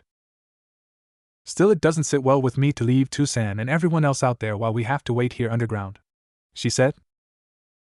"I know, Muzum, but don't forget your Tucson is one of the most powerful Uzumaki in the history of our clan. Besides, he is fighting alongside the clansmen to defend our home, so there is no need to worry, he will be fine," she assured the scarlet-haired Uzumaki, who just sighed at her mother's smile. She just couldn't beat her mother when she smiled at her like that. "Will this place hold though?" Kushina said, commenting on the fact the dome shuddered as another force of power shook its structure. Kirara just kept a smile on her face as she looked upon the dome crafted by their ancestors' hands. "Do no worry, Kushi-chan, this place is the marvel crafted from our ancestors' hands. It is the fruits of their hard-earned labor that created this place. So no small amount of some simple siege will break it, trust me on this," she said with a wink before she gained a mischievous twinkle in her eye when she saw the worried look in her daughter's eye. "Oh, and why do you look so worried, Muzum? You know your father is just fine, so could it be about that man I heard about saving you from the Kumonin?" Kirara's face went positively fox-like when she saw Kushina's eyes shot wide open in shock as her face snapped in her direction, but the way her face went beet red was fact enough. Urza blinked before she eyed her sister in suspicion. She remembered what Kushina told her and their mother on what happened, and she would be lying to not wanting to meet and thank the man who saved her sister. However, to see this reaction from her fellow twin was a surprise, to be sure, because she was more of tomboy than even herself, so to see her blush like that must have meant only one thing. This guy had to be special to make Kushina act that way, and because of that Urza wanted to meet him for herself. "Ka-chan," Kushina whined pitifully as she tried to push down her blush, but Kirara just gave a giggle. Still, that didn't mean Kirara wasn't curious to the identity of her daughter's savior, and from what little Kushina said, he was an interesting guy, seeing as he woke up in some kind of tomb. Her violet eyes narrowed when she felt the wall behind her tremble, causing her to close her eyes. "There's a foreign energy source on the shores of the island, and whoever it is facing against the full invasion force. Plus the fact the source is facing off against two others with extremely large chakra capacity fit for a kage. This has to be the same man who saved Kushina." Opening her eyes, Kirara let out a smirk as she glanced toward Kushina with a happy expression. "Whoever it is, it seems you've found yourself a very interesting friend, Muzum." "Kirara Dano." And Yuzu Shinobi came to the woman's side with a nervous expression, causing her to raise an eyebrow. "Yes, what is it?" The man just glanced from the way he came before whispering into her ear. "We have intruders. It seems the toad and snake are trying to infiltrate this shelter," he said, causing Kirara's eyes to narrow before she gave him a nod. "It seems the leaves are trying to shroud its strangling roots." "Very well." With a simple hand gesture, Kirara placed her free hand against the wall behind her, causing a seal to appear before the secret exit was quickly closed off before a great rumbling sounded beneath them. She got many looks from other Uzumaki, but she just gave a serene smile to them all, and just answered the unasked question. "Don't worry, just washing away some strays that got caught up in the drain." They all sweat dropped at how sadistic that smile looked. Such a serene expression combined with a smile like that, it had to be breaking laws to have smile like that. Kushina and Urza glanced from their mother to one another, and shuddered for a moment. Ka-chan is scary. With Naruto. This man, is he a demon? Mu commented as he and Z stood a few feet away from Naruto. They'd been fighting for a good hour, and yet he nor Z had even landed a single hit on the stoic blonde. Truly, Naruto's body was unmarred without a single scratch on his body, not even his clothing was singed or torn in any place. However, the same could not be said for the two respective Kages. When they first started fighting Naruto, they thought somewhere deep in their mind that they had the advantage in number. However, that was blown out the window with how the blonde was easily keeping up with the both of them, fighting them both off with so much ease it was as if he was fighting off children. Mu had suffered numerous amount of wounds, causing his bandage's body to bleed profusely. His headband was long gone, whilst his left arm hung limply due to his shoulder being broken. His right eye was closed shut as blood leaked out due to a near-invisible attack on the blonde's part that nearly took out his eyes. Luckily enough, it only scarred his right eye, however it was enough to close that eye off. Z, on the other hand, was bleeding from the mouth, while most of his body was overwhelmed with multiple bruises, black whelps, and even a few fist indentions in his body. His left arm was completely shattered, whilst his abdomen had a sickly shade of purple showing. He put a hand to his chest as he eyed the stoic blonde with a look of caution. I honestly don't know what he is, and the fires surrounding Yuzu no Kuni have halted the rest of the ships from advancing. Whatever the case, we must keep trying. And Mu could only nod before did a set of one-handed seals. What else do you have to show for, sons of the sage? Naruto commented before he saw the bandaged man finish his seals before speaking. Doton, Shonyusuke. And soon the blonde felt a rumbling beneath him before he saw 10 giant boulders rise up from the sea as they surrounded his body, causing him to raise eyebrow. They swirled around him before they shot inward, intent on crushing his body. Giving a sigh, the Oda closed his eyes just as the boulders were closing in. Once they were within range, he flicked out his katana, cutting them all into pieces until bits of earth passed by him harmlessly. Then he heard the sound of lighting from above him. Raitun, Kurapansa! Z shouted before a giant panther made of jet black lighting shot down from its skyward position. As it came down, Naruto raised his hand just in time for the panther to come into contact with his palm. It can't be possible, Z thought in shock as he saw something he thought to be impossible.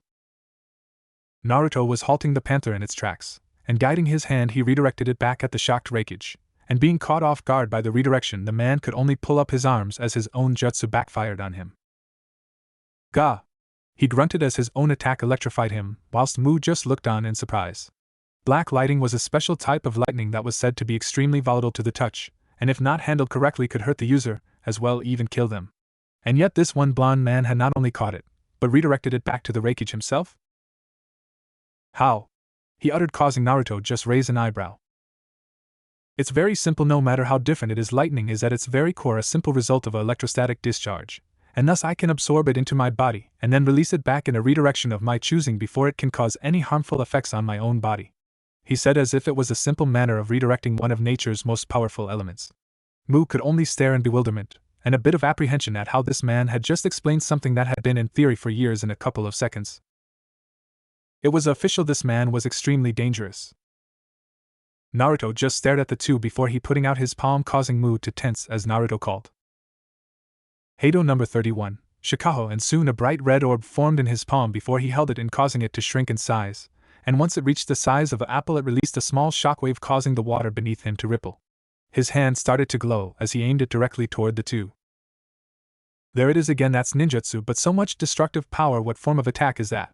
Mu thought before the orb shot from Naruto's hand. Thinking quickly, he did a few hand seals before he jumped towards Z's body as he activated the jutsu. Boom!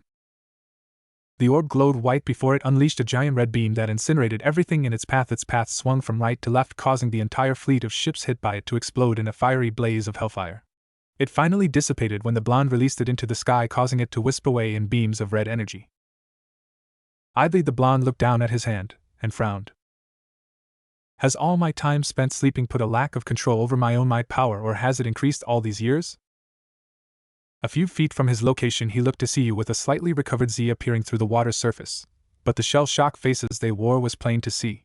After all, they just witnessed the last of their fleet demolished by one attack. The destruction was there for them to see. At what was once their fleet was now a fiery graveyard of sinking ships, of where once a force of 3 shinobi villages banded together now lay in shambles. That looked like a Bijuzumari, only on a far more destructive scale. What is this man? Was the thoughts of the Tsuchikage. Z, on the other hand, regained his footing as stared dead straight at the impassive blonde before glancing at Mu.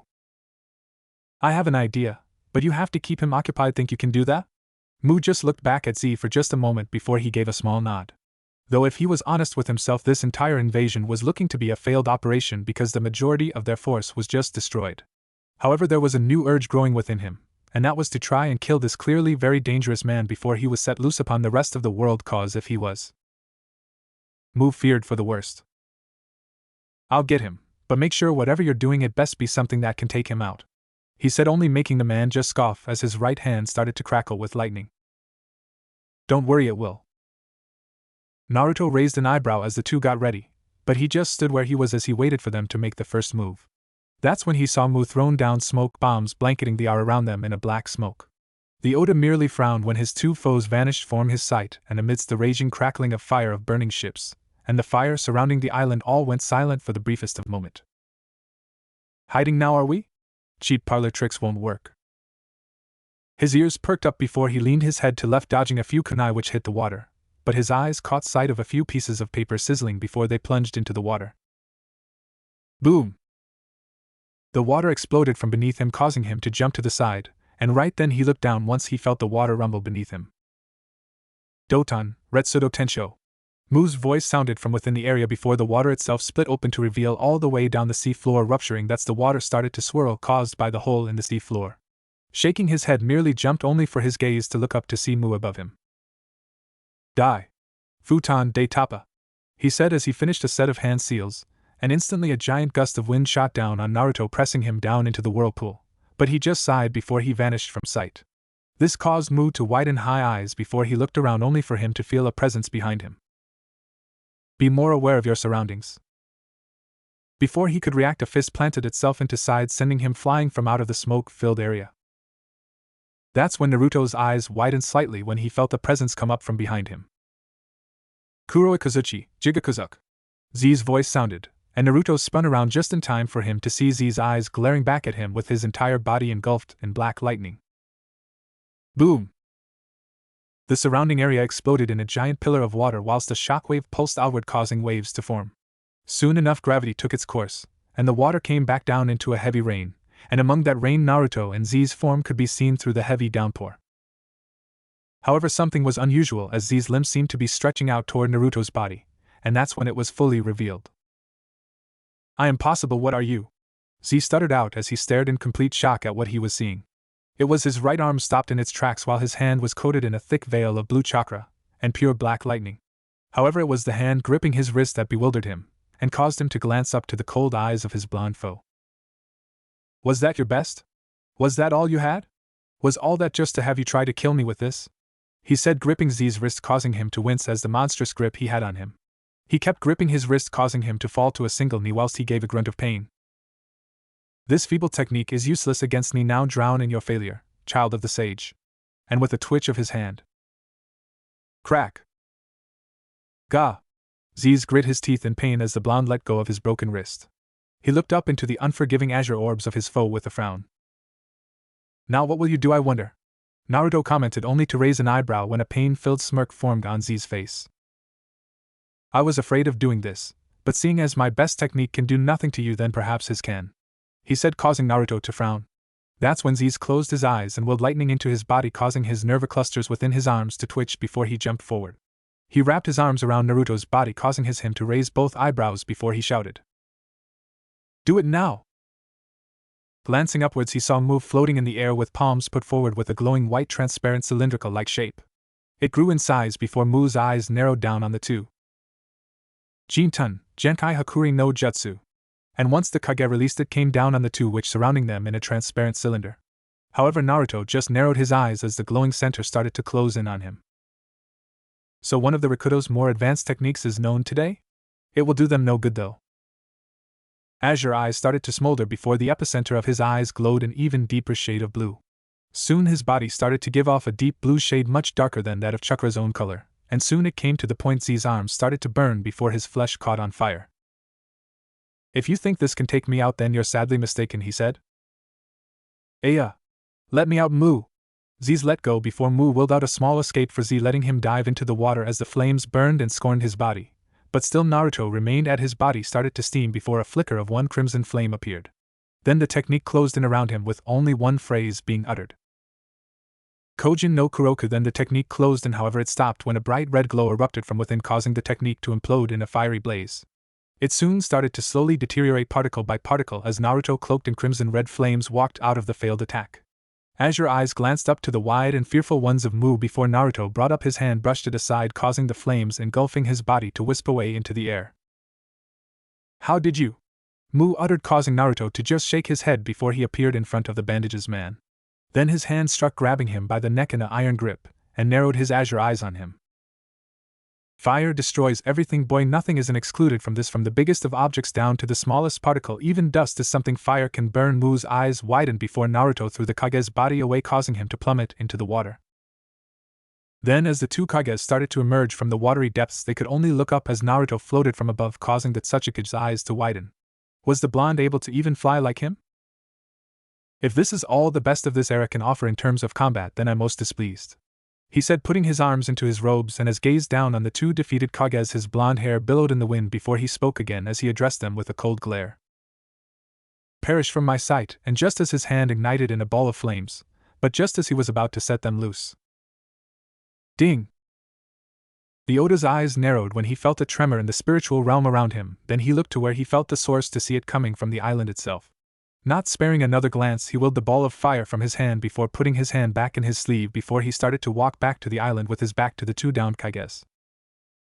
"Leave. I am no longer in the mood to prolong this fight, so if you wish to survive, I suggest you get out of my sight," he said, causing the two to scowl, but just before they left, Z had to ask as he eyed the katana on the man's hip. "Before we leave, just answer this one question: why didn't you use your katana?"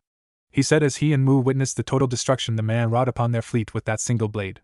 The fire and flames he let off from that blade were at best abnormal, for they were just too strong to be normal, and the intensity they held seemed to even burn the air around them. Naruto glanced over his shoulder before he kept walking. "I'm not obliged to answer your question since neither of you proved to even be a certified warm-up. Now leave before I decide to change my mind." And with that he kept left whilst the two Kages vanished from the battlefield. And thus as Naruto walked back to the island, he brushed his hand aside, causing the barrier of fire to dissipate into the air, leaving the island of Yuzu no Kuni undamaged. Looking up at the island, the blonde only had one thing in mind now: to find out what his clan had left behind during his absence. Earlier, Kenshin vs. Mida. Hozuki Mida was really starting to regret ever agreeing to go and invade Yuzu no Kuni. Perhaps it was blind ignorance that led him to believe that if he combined forces with Kumo and IWA, they would have easily taken Yuzu no Kuni and destroyed Uzushiogakure without consequence. Perhaps he was arrogant in thinking they could defeat a village, a sole clan that threatened the entire elemental nations without a vast number of casualties on their own side. Or perhaps it was pride that led Mida to believe that he could finally take on the infamous Uzumaki clan and its head without so much as a true severe number of death tolls on his side. Now he was regretting ever agreeing to invade Yuzu no Kuni, because as he was keeping himself barely standing, he had to watch as his most powerful of forces were destroyed before his eyes. Every Yuzu shinobi that fought was easily keeping up, and was easily taking out his own men with their fuinjutsu-based combat, ninjutsu prowess, and most of all their effectiveness against repelling genjutsu. Mida coughed up a glob of blood before he looked down at his body, and winced at how damaged he really was. He could feel fractures in both his left shoulder and right kneecap. His entire body was riddled with wounds due to the unique combat style of his opponent, causing him to bleed profusely. When he heard steps among the fight, he looked up to see Kenshin coming towards him, and though the clan head had suffered a few injuries, he still looked ready to go on for much longer. "What's wrong, Mida? Where did your spirit go? Have you finally realized what you've stepped into?" Kenshin said as walked towards him. His armor was dented in a few areas, while a part of the chest was blown off by Mida's Joki Boy technique, which thankfully he was able to entrap and seal it before it could cause any further damage to his clansmen or the waterway. However, Kenshin, unlike his foe, was still rearing to go. Thanks to his longevity from his Uzumaki heritage, his body could endure much more punishment than that of a normal mortal. Even life-threatening wounds couldn't stop an Uzumaki, and that is what made him and the rest of his clan so respected and so very dangerous on a battlefield. As he stopped just a few feet from Mida, he looked down on the Mizukage with smoldering brown orbs that pierced Mida's very soul. "Are you ready to submit and yield defeat?" he questioned Mida, who just narrowed his eyes before he swiped his hand across his chin, getting a droplet of his blood in the process, and then he did a quick set of hand seals. "Not quite." And just as he slammed his hand on the ground, he spoke. "Kuchios no Jutsu, O Hamiguri." and then a giant poof of smoke erupted, blanketing the entire area, causing Kenshin's eyes to narrow as the waterway's walls groaned and cracked, whilst a giant shadow soon started to be seen. Soon enough the smoke lessened to reveal a giant clam plopped right in the middle of the entire waterway itself. The Mizukage stood atop of the summon as he now looked down at his foe with an impassive expression. Now let's see you get past this. My greatest collaboration jutsu, the Shinkiro no Genjutsu against you, Uzumaki Kenshin, wielder of the Shur no Kenshoku, he said before the clam opened its shell before it released a vast steam into the area. The Uzumaki head remained impassive before he glanced behind him to see the rest of his clansmen dealing with the last of the Kiri forces, that is, until the steam started to flood his vision. A game of illusion? Really, now are you that desperate? Soon enough multiple mirages of Mita appeared around him, each of them finishing a set of hand seals of their own. Suetun, Tepidama, one of Mita's mirages declared before his cheeks swelled before he shot out a ball of water 5 times the size of a regular-sized tree. Katon Endin, another shouted before he shot a bullet of fire down at the head of the Uzumaki. Doton, Doryuden, the third sounded before a giant dragon's maw formed from the ground before it shot forth. Soon enough more mirages started to appear, and as the jutsus closed in on him, Kenshin just gave a sigh. He knew Mita didn't have fire nor earth affinity, and he was only able to use these other jutsus because he was utilizing his jutsu to its fullest. Since it fell under the In release, he was able to manipulate the mind to think he could, but in reality it all just an illusion. A very realistic illusion, but an illusion nonetheless. I'm not in the mood for these games, Mita clapping his hands, he man declared. Uzumaki Fuinjutsu, Yuzu Omaki Koma. Then weaving his head forth, a small rip in the air formed before it became bigger until a giant swirling vortex appeared where the inside of it was a pitch-black void-less space. The second it started to swirl, the steam, jutsus, and all started to get pulled in. While it did, Kenshin slammed his other hand on the ground. Uzumaki Fuinjutsu, Kumanoami. And from there a white spider-like web spread out from his hand, which stretched out all over the ground and walls and ceiling. It went further and further as the vortex absorbed the mist that seemed to never end, and soon the white web tensed before it turned crimson. Got you! Vanishing Kenshin appeared directly above the clam's shell before he slammed his hand on the summon's body, and as his eyes glared down at the surprised Mita, he ushered in his next technique. Uzumaki Fuinjutsu, Haidii. From his hands a white glow formed before it soon enveloped the giant clam before it was glowing white. Soon enough the giant clam went poof with its form disappearing from the mortal world, and back to its own realm. Landing on his feet, Kenshin didn't give Mita the time to recover before appeared in front of him before slamming his fist into face. Grabbing him by the head before he could fly back, he slammed his face into his knee before slamming his elbow into his ribcage. He reared his left leg before kicking him in the abdomen, sending flying on the other side of the waterway, causing him to slam into the wall. Gah! Mita puked up blood as he tried to wrench himself out of the wall, only for Kenshin to beat him to it by grabbing him by the scruff of his neck. The redhead pulled him out of the wall before drop kicking him to ground, causing it to crater, whilst Mita's strangled cry was muffled by the ground.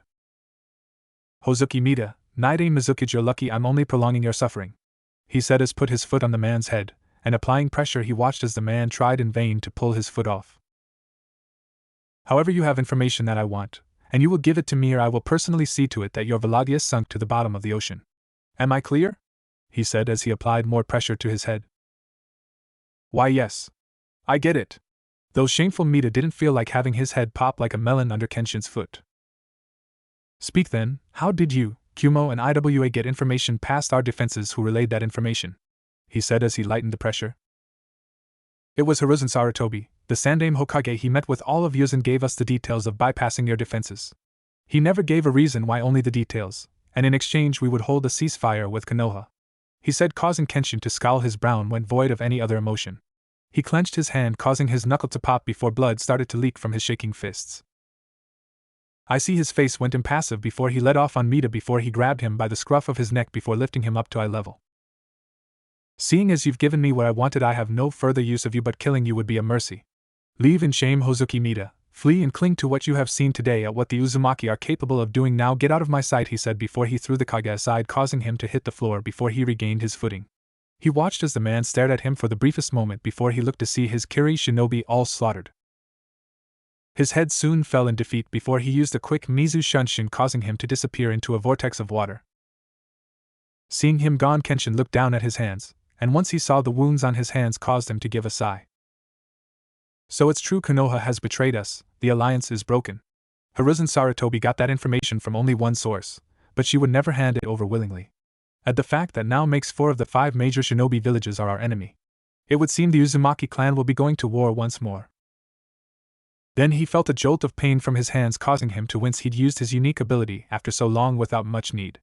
After being out of battle for so long he hadn't felt the need to use the ability, and yet if it could cause him pain from even this battle meant only one thing. He needed to get back in shape. There had been a reason Mida had called him the Sure no Kenshoku or Death Touch, and that was because like every other Uzumaki each one is born with a unique ability. It was like a mutation in their own chakra. His Musum Kushina was born with the ability to conjure chakra chains, and many others in history had awakened their own unique ability. His other daughter Urza had yet to awaken hers, but he felt it would be soon. However, his was based on touch, or as he liked to call it, transmute his chakra on everything he touched, and after learning how to master it he was able to combine it with his Fuinjutsu armory without the need for hand seals. He was even able to delay a jutsu to give him time to reach out to his target, which could make his attacks close range, mid, or even long range. However, the true reason he was called what he was is because when he was young, with a simple touch of his hand, Kenshin could kill his opponents, cripple them, or even seal them into a void of absolute darkness. It was why he had been so feared and respected by the elemental nations. And it was a major reason as to how he was able to kill off the Kagaya clan so long ago.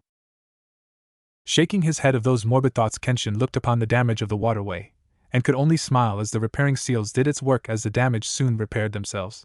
He looked to see his clansmen injured, but fine from the looks of it. Then he felt one of his personal guards appear at his side, causing him to go impassive. Report. Hi, the enemy is in full retreat, and those left behind are being dealt with as we speak. Any on the waterway have been neutralized, he said, making Kenshin nod. Casualties? None, sir. However, there is one thing you should note. It's concerning the blonde man from before, he said, causing Kenshin to glance at the shinobi with a raised eyebrow. Yes, what of him? Shamefully, he'd nearly forgotten about the Oda amidst the chaos.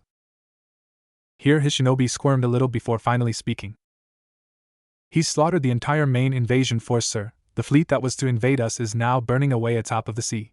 It's also reported that he defeated the Sandame Reikage and Nidame Tsuchikage as well, he said, causing Kenshin's eyes to widen in shock. He'd admit in the deep recesses of his mind he thought the Oda was merely bluffing when he said would take out the entire invasion force, but after hearing that he had not only accomplished that task, but also took out the 2 legendary shinobi Z, the Sandame Reikage and Mu the Nidame Tsuchikage, all single-handedly, meant only one thing. The mysterious Odas truly were a very fearful and powerful clan, of that I no longer doubt, and the fact this man did all that by himself truly astounding. We would have surely lost if he had not defeated those 2 Kages. Is that all? He said. No, the man is waiting for you back at the Kage Tower. We just await your orders, Yuzukage-sama. Kenshin just gave nod before speaking. Very well, have our censors scour the rest of the village and outside for any further shinobi, but go ahead and end the evacuation. Tell villagers it is safe, but tell my family to meet me at the Kage Tower. Now go. The man bowed his head in acceptance. Hi. Vanishing in a shunshin, Kenshin soon left in a shunshin as well. It was time he met with the savior of both his daughter and his clan, and gave him what he promised. Then he could start preparing his clan for the worst. Uzumaki Kenshin could not have seen a far better sight than now as he stood within his office looking through his window so that he could oversee the village of Uzushiogakure, the home of the Uzumaki clan itself. It had been merely hours since the failed invasion brought down by the combined forces of Kumo, Iwa, and Kiri. Thankfully, so far no damage or casualties inside the village have been reported. Only the outer edges had any sort of aftermath activity. Just stragglers from the enemy force they had killed on the spot. No more mercy was to be given, an order he personally made to his men. The only reason he spared Mida was to send him back with his tail between his legs, so that he could be the result of what will now happen to anyone that crosses the Uzumaki clan. With how things were to go now, Kenshin had to start preparing his clan for the worst, but first he had something a bit more important to deal with. And it was with that thought he turned around to see possibly the savior of his clan from total extinction. Oda Naruto stood before him in all his noble bodily stature, and any wounds or burns many would have thought he would have received after his battle against main invasion force and the Sandame Reikage and Nidame Tsuchikage were not even seen. Truly he looked as if he hadn't just fought an entire army and 2 legendary Kage shinobi. Truly remarkable. Shaking his head, Kenshin addressed the man. Sorry to have you wait like this, but before anything I would like formally introduce you to my family, and myself. Something I couldn't do beforehand because of what transpired prior. The blonde merely glanced at him before giving him a nod. However, the blonde's mind was on other things which transpired during his fight with the two Kages, Z and Mu. At the time he was about to finish them, but there was something else that had caught his attention, something that sent a sense of familiarity through him. And being asleep for Kami knows how long, he no longer cared for anything else than to hone in on what made that tremor within the fabric of the spiritual realm. Yet to his annoyance it vanished before he could hone in on its location. From there he didn't feel the need to waste any further time on the two Kages, and merely left them be. However, should they cross sights again, there would not be a second chance. Soyori, the man that saved Kushina-chan? A voice spoke out, causing Naruto merely glance to his side to see three women sitting on a couch against the wall. He looked to see it was three redheads with matching similarities that made them easily related. The first one he easily recognized was the ever-excitable Kushina, but it seemed she was wearing better garments than what she was when they arrived. However, it was the other two that caught his gaze. The first was a girl that looked everything like Kushina besides a few differences, with her hair being a scarlet shade with bold brown eyes. The girl was dressed in the Uzumaki kunoichi garb, but in addition she carried a small sigil on her form that showed her a part of the clan head family.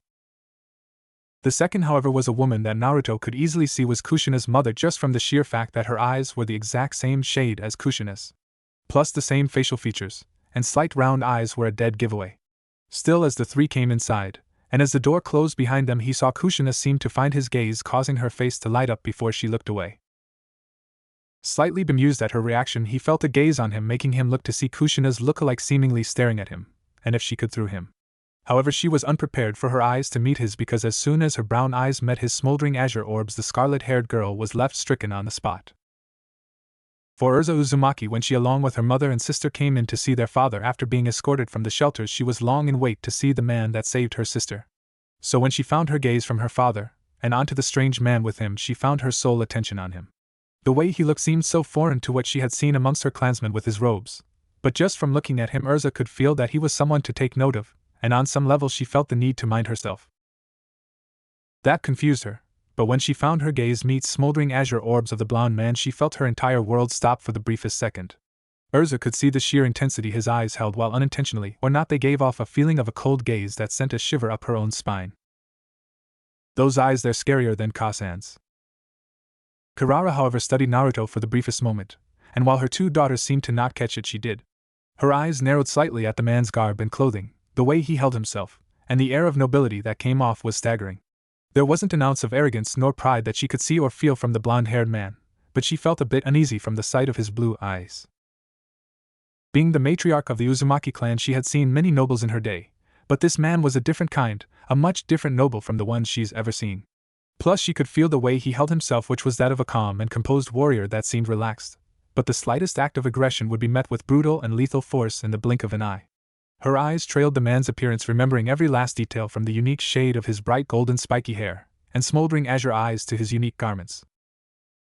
Certainly he fit the description of the man who saved his daughter, but he didn't look over the age of maybe 20, 21 at the most, and yet Kirara felt this man held more wisdom than even her own grandfather. But then there's that mark he bears, she thought as her eyes briefly rested upon the sigil on Naruto's clothing. Naruto just had the one who spoke to him, the scarlet-haired Kushina lookalike who seemed to freeze upon eye contact before he just nodded her way. You would be correct in your assumption? He led on, causing the girl to stand up before him, pushing down any sense of nervousness she felt prior. She looked up at him with bold brown eyes with her hands placed on her hips.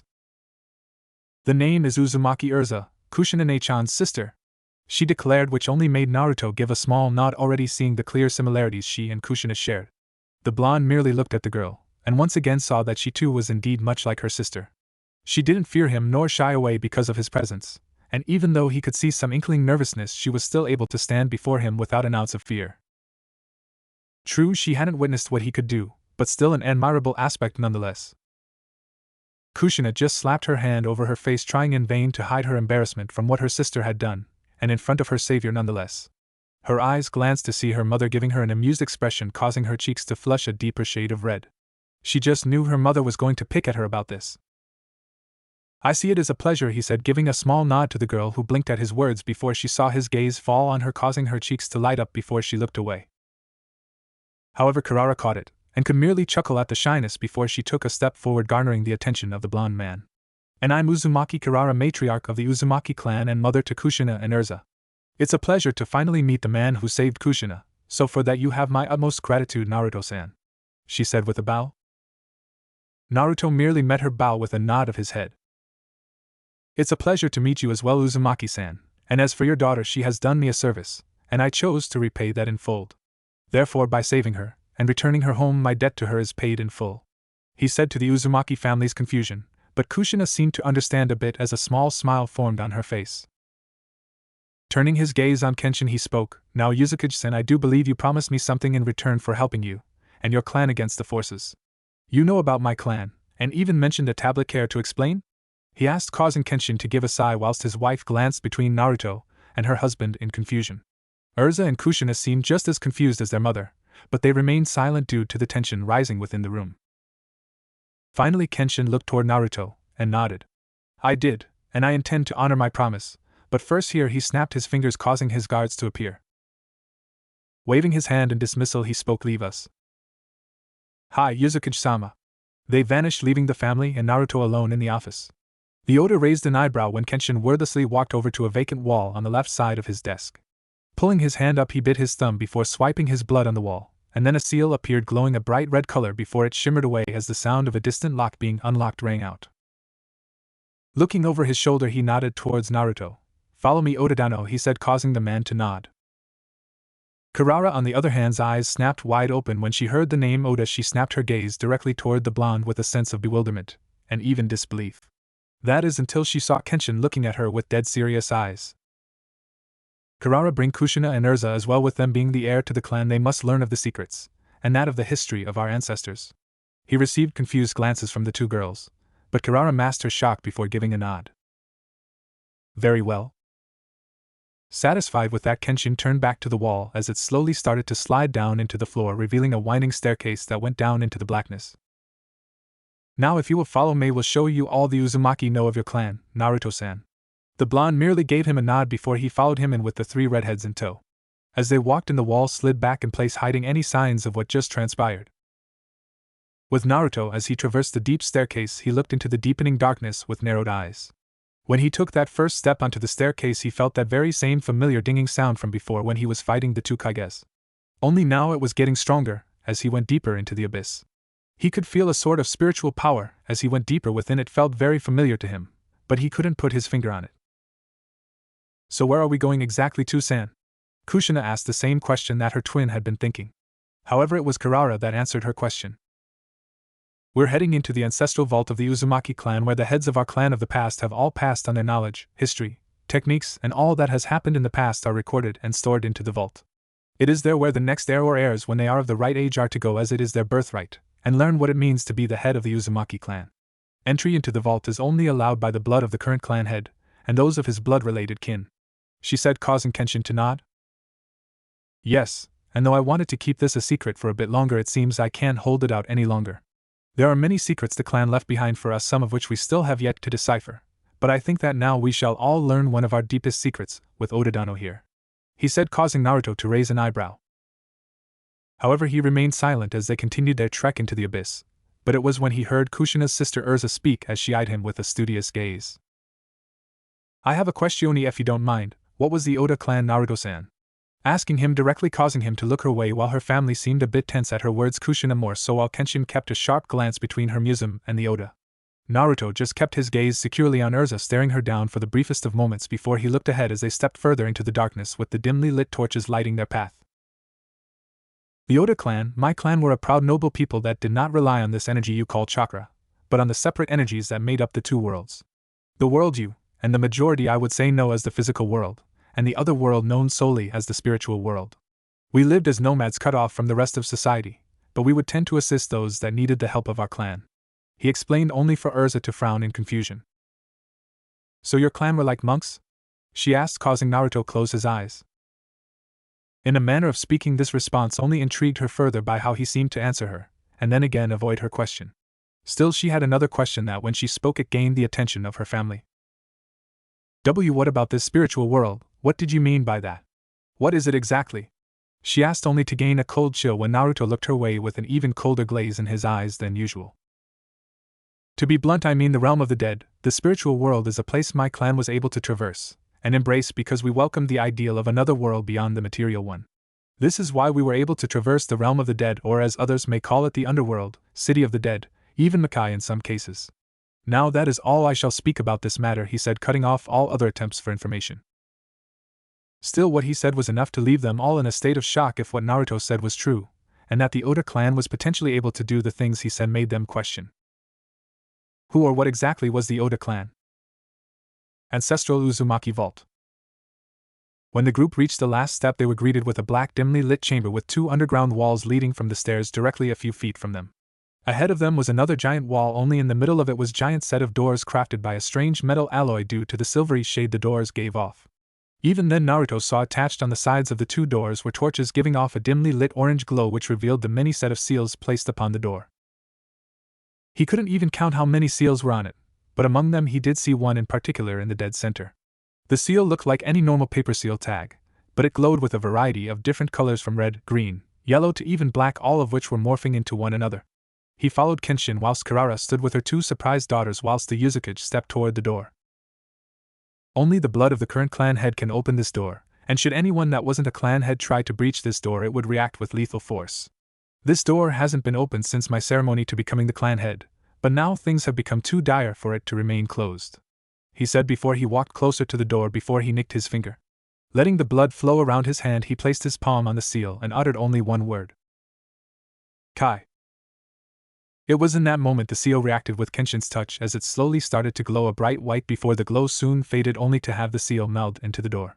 From there the doors started to open, causing a great rumbling sound to occur within the room. As they opened, a deafening howl of wind circulated out from the doors, blowing into the faces of the 5 occupants. But 3 of the 5 remained impassive as they were greeted to another chamber where darkness itself seemed to engulf the very chamber. Upon entering with Naruto and his family in tow, Kenshin merely slammed his hand on the wall to his right before he spoke again. Kai.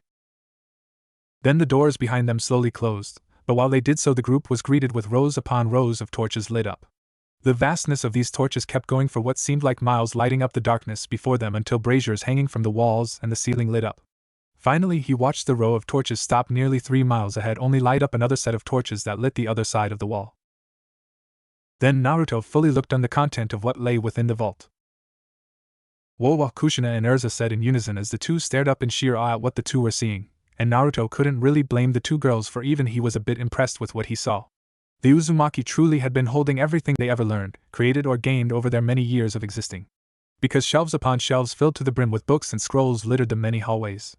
The sheer number of them was truly amazing to say the least, and that wasn't counting the number of artifacts all being held on pedestals among the walls to his left and right. So, what do you think, Odadano? Kenshin asked, only to receive a nod from the man. Impressive, Uzumaki-san. Your clan's knowledge has exceeded my expectations, because to gather this vast amount of knowledge is simply astounding, and a symbol to your clan's hard work and willpower. I'm honored to hear you say that, but please, all that the Uzumaki know of your clan are kept securely separate from my clan's own. This way, he said, leading the man, and the silent awe-stricken girls, and a silent Kirara down into the vault's contents.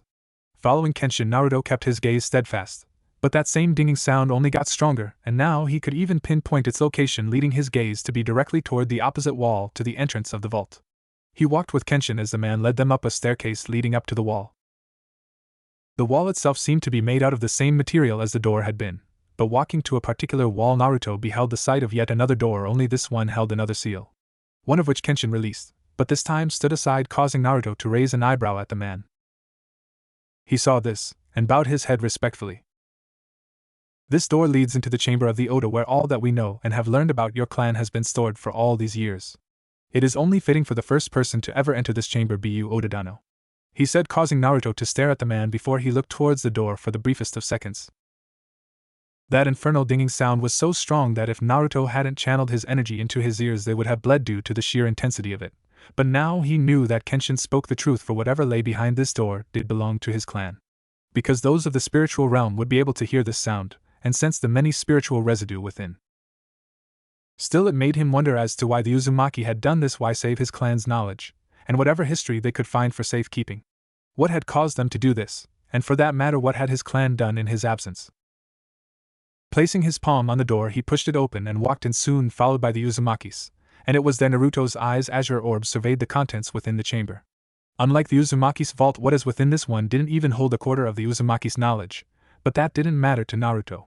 His eyes swept across the chamber, counting at least 4 bookshelves holding a vast amount of dusty old scrolls that seemed to haven't been touched in ages. However, among them it was the object that lay in the middle of the chamber that caught his attention the most. It was a giant tablet standing on the floor. It stood nearly 7 feet tall, and 4 feet in width. However, age seemed to have never touched the tablet due the stone not have crumbled away, and the text etched into the stone wasn't even faded in the slightest. It was this very text that covered the entire stone's smooth end. A dialect that confused Kushina and Urza since it didn't look like anything they had seen in their teachings before. Kenshin seemed to catch what his eyes were on and decided to elaborate. This is the only artifact we have ever recovered from your clan. A tablet my great-grandfather Uzumaki Raijin had discovered in some ruins in Oni no Kuni, and when we discovered it to be connected to the Oda clan we seized it as quickly as possible. However, we have never been able to decipher its contents, or the message your clan left behind, and that leads me to believe that they left this message for someone, a possible descendant perhaps. But now that you have appeared I know it was meant for you, he said. Naruto merely nodded before he walked up to the tablet before he looked up at the very top of the scripture, and spoke. Even if you had mastered my clan's language, the Uzumaki clan would have never translated this because this was meant for the eyes of the next head, he said, causing Kenshin's eyes to widen. Naruto ignored this in favor of reading the scripture, the text and the words left behind by his clan. Raising his hand, his index finger soon glowed a faint blue before his finger met in contact with the tablet before he closed his eyes. Then the text glowed blue as well before they started to appear in his mind, relaying the message within his mind for him to see. I know you will find this, Naruto-dano, and that is why I shall leave these messages for you to find, and for you to learn of what's happened since your absence. I leave these tablets for your eyes only as the next heir to the clan. Your eyes will be the only ones that can read this, of that I made sure of. Now I won't be able to fit all of this on one tablet, so there will be more where they are. Even I don't know where they will end up with my death. But I know you will find them. But for now I leave this dire message for you so that you can learn of what's happened. When you entered the Shinsina Swain, the elders tried to make sure the clan survived until your awakening, but with that traitor on the loose we could do nothing, as he destroyed all of what made us a clan.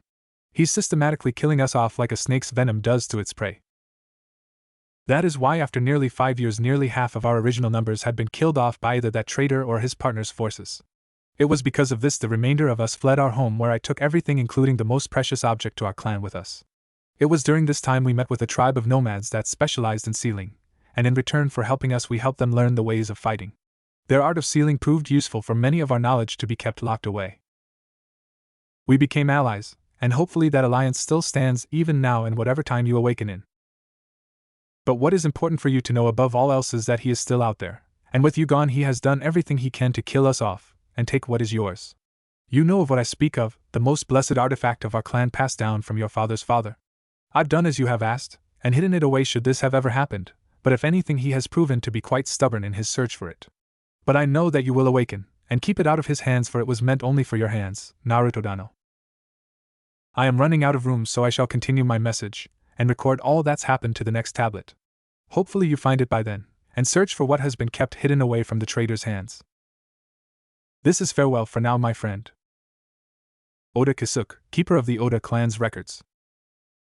Blinking, Naruto narrowed his eyes with the information given to him. His finger left the tablet, but all the information given to him made him just stand there as his mind soaked up everything he learned. The events prior to his eventual absence had been under rather stressful times. With the Jubi's awakening, his coming time for the Shinsina Swain was nearing. There was no avoiding the sleep, as it was a sacred tradition for every future head to take.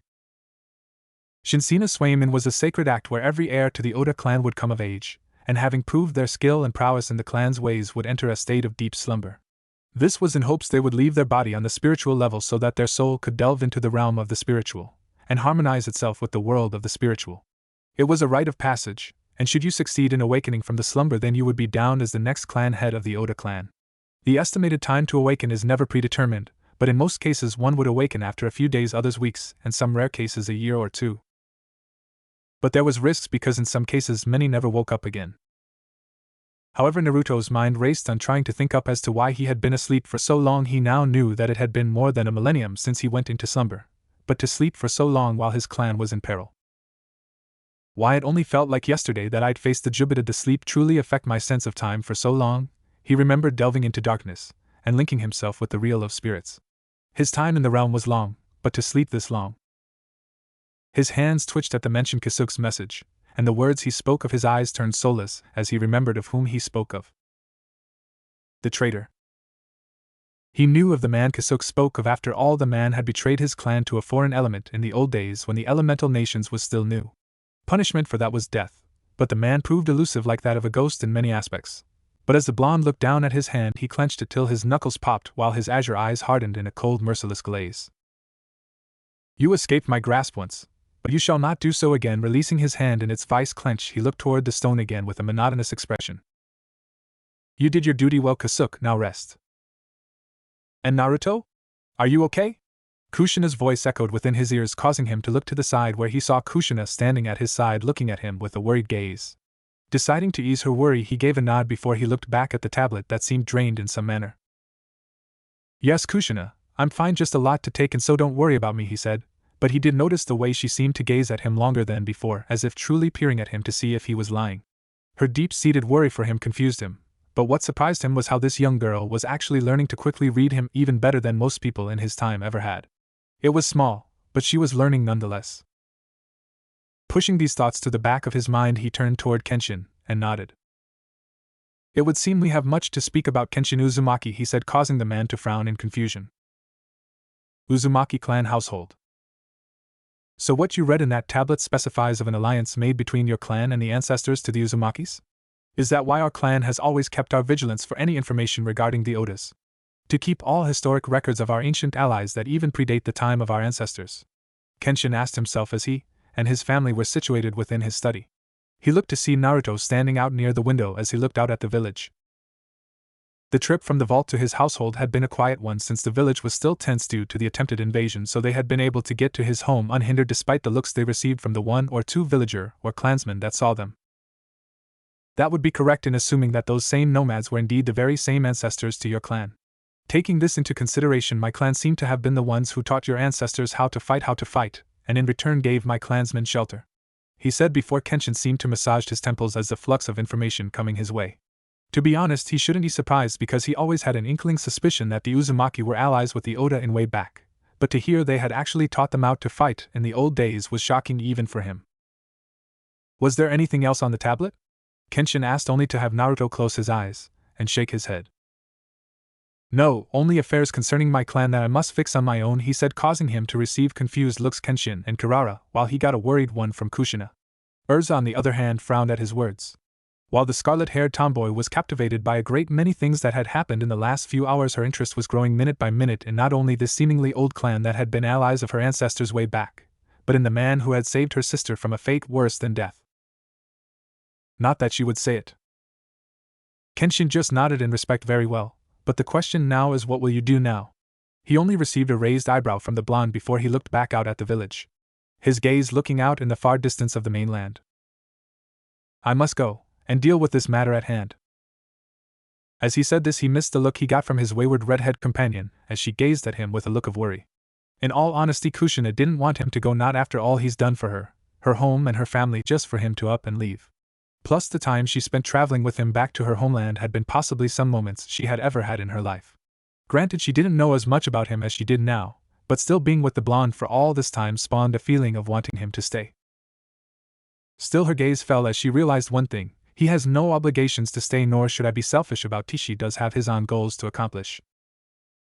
Yet the pain stung at knowing he was going to leave. It felt like a dull pain at first, but hearing him actually say it felt like a dagger stabbed into her heart, and it twisted to deepen the pain. Kirara looked down at her daughter, and frowned at her state of quick depression. It was small, but she had noticed it when Naruto said those words. No, it was before then she had noticed that she was nervous about the inevitable, but she saw her flinch, and looked down in sadness at his response. A small sad smile crossed Kirara's features as she looked down at her downtrodden daughter. In truth, she knew right when her daughter came bursting through the door, running into her arms, telling of her of what happened, that the blonde Oda had not only made a deep impression on Kushina. He had done much more than that. He'd become very important to Kushina in such a small amount of time. She dare say her daughter was beginning to become smitten by him. Then again, it's too soon to tell, but she is showing the signs. But for now, let your Ka-chan help you out, my little museum, she thought as she gazed at her daughter with a loving gaze. Then she turned her gaze toward the silent Naruto before she spoke. Excuse me, Naruto-dano? She spoke, causing the man to look her way. Yes, Uzumaki-san? He asked, only for the woman to smile as she gained confused looks from the others before she said only one thing that gained varied reactions. I would like to humbly ask of one small thing of you if you would be so inclined, she said with a sweet smile whilst Naruto looked at her with a keen eye. And that would be? He said, only for Kurara to point her hand to Kushina, causing her eyes to widen as she spoke. Take Kushina with you on this trip, she said, causing Kenshin's eyes to widen before he received a sharp look from his wife, with the message being clear. We'll discuss this later. Urza, on the other hand, looked like a fish out of water, complete the expression and all as she looked from her mother to the silent blonde. Back and forth she went as she tried to comprehend what her mother had just suggested. Finally she felt her mind reboot, only for her plop down on the couch as she came to realize something as her eyes went from her mother to her sister. Ka-chan is planning something again. Her mother had always been like that, a schemer, but this was new even for her. She then looked at her sister, only for her brown eyes to widen when she saw Kushina's face looking positively shocked, so stumped that Kushina hadn't even uttered a single word. She waved her hand in front of Kushina's face before starting to poke, pull and pinch her cheeks before flicking her in the forehead. Nothing. Naruto, on the other hand, kept his gaze coolly on the still smiling woman, and while normally he would have outright denied the woman's request on the basis Kushina would only be a hindrance to his goal. However, that was not the case, because Kushina was in fact not defenseless of that. He knew, because while she was still in training he had seen her practicing as they traveled to Uzushiogakure, and he could assume her skill was on par with some of the ranking shinobi called Genin or Chunin he'd heard about. Yes, she was young, but when he was thrown in the field he was much younger, and had done a lot more than she ever had at her age. The training he went through, the spars, battles, and eventual kills he made for his clan had been for its safety. Plus, if he was being honest, he could sense an abnormal amount of potential in Kushina from the moment he saw her practice. That, and admitted my wielder, you have gained a soft spot for young Uzumaki, an age-old voice boomed within his mind, causing him to frown slightly. Of all the times for you to contact me, it's now, and about this of all things he voiced his thoughts in his inner world, only to gain a chuckle in response. Details, what I'm more interested in is the fact you did not deny what I just said. Naruto could swear he heard amusement lacing his tenant's tone. Deciding not to respond, he kept his gaze on Kurara for a moment before he turned his gaze toward Kushina. Why ask me this? Why ask me to take your daughter and heiress to the Uzumaki clan with me? A trip that will undoubtedly be dangerous to her life. What makes you trust me with her life, Uzumaki-san? He asked, only for him to gain a small tick in his brow when he saw her smile widen. Because for one, even if you weren't an Oda, you saved my home from devastation, meaning you are a man I can trust with my daughter's safety. 2. You saved her life, and even brought her back home no matter the circumstances, still speaks well about your character. And most importantly, 3. I think she would do very well to travel with you for a bit. She said, seemingly point out 3 major points that seemed to prove that she made her point. Still Naruto remained silent before he looked towards Kushina, bringing his full attention on her, and seeing how she felt his gaze on, and she looked up at him only for her face to turn beet red. He spoke. Still, this is her choice to make, I know, or will you make that decision for her? So what do you say, Kushina? Addressing the redhead, causing her to shake from her shock-induced stupor only to find herself again stricken under Naruto's azure gaze. Being rooted on the spot, Kushina for once didn't even know what to say. While she was still shocked at her mother's proposal, and secretly thanking her for it, she was still surprised that Naruto, her savior, the cold, merciless blonde, was actually considering it, and with her own approval at that. Still feeling the full weight of this, Kushina looked at her family, her contemplative father, her smiling if a bit scheming mother, and expecting twin sister. If she accepted, she would be leaving them behind temporarily, though it still meant she would be willing to leave them to travel with Naruto. To travel with him again caused a feeling of happiness to swell up in her chest, but at the same time nervous to the unknown. Then she looked to Naruto before her violet eyes went up into his azure orbs, and right then as she looked into his eyes, Kushina decided. I'll go, she said as a fierce fire of determination burst forth in her eyes. A sight that brought a smile to her father. Her mother only smiled even more, whilst Urza seemed to be happy with her choice. She looked a bit sad, but quickly hid it well. But it was Naruto that saw the glow the most, and for the first time in a long while a small smirk crossed his features. His eyes lit up slightly at seeing the amount of drive the young girl was giving off in her eyes. It was deep and intense, something he hadn't seen since. Remind you of someone? His inner tenant seemed to read his thoughts, and Naruto just kept silent. Clap. Well, since that is decided, Kushina, go pack your essentials. Naruto-dano will meet you at the gate. Urza, go and help your sister if you would be so kind, Kurara proclaimed, causing the 2 girls to nod before they raced off into the household. From there the last remaining 3 were left with silence before Kenshin spoke. If you could have my daughter back in 3 months from now, that would be greatly appreciated, Naruto-dano. He asked, getting a raised eyebrow from the man whilst Kurara giggled into her hand. What he means to say is that he wants to have Kushina back in at least 3 months' time so she can start her training in more of the Uzumaki clan's techniques. Seeing as she is in the clan's eyes, the heiress, she and Urza will be needing more advanced training as they mature. However, until then I don't see why she can't travel with you for a bit, she said. Naruto merely gave a nod before Kenshin reached under his desk before pulling out a spare rolled-up parchment. Handing it to Naruto, he spoke, seeing the confusion forming on his face. Now with that settled, I would like to give you a map since I am sure the elemental nations has changed since your time, he said, making Naruto raise an eyebrow before he took the map from the Yuzuki's hand. Unfurling the map, his eyes scanned the parchment, giving it a once-over, taking in each point of all the countries from Yuzu no Kuni to the 5 major countries. He viewed the minor ones, and seen as a matter of fact that many countries outnumbered the major ones like Hai no Kuni or Kaminari no Kuni. Still, overall, looking at the sheer scale, the land he once knew had indeed changed from just the sheer change in structure, or at least from what he was seeing on the map. It was moderate, but enough to change many things. Still, he rolled it back up, and put it away inside his robes before he looked towards the two. Very well, I shall make my departure as soon as Kushina meets me by the gate. And with that said, he turned and walked towards the door. Only as his hand went to grab the knob, he heard Kenshin speak. Naruto-dano, while I know you are more than capable, please make sure Kushina comes back. We nearly lost her once, so please, as a father, take care of her, will you? He asked. While he didn't know what his wife was planning, Kenshin was already thinking up the pros of allowing Kushina to go along with his wife's suggestion. Her safety was a priority, that much can be assured, but protecting the clan was important, and the village was still tense after all that's happened, so to assure Kushina's safety he was all for to let her go along with Naruto.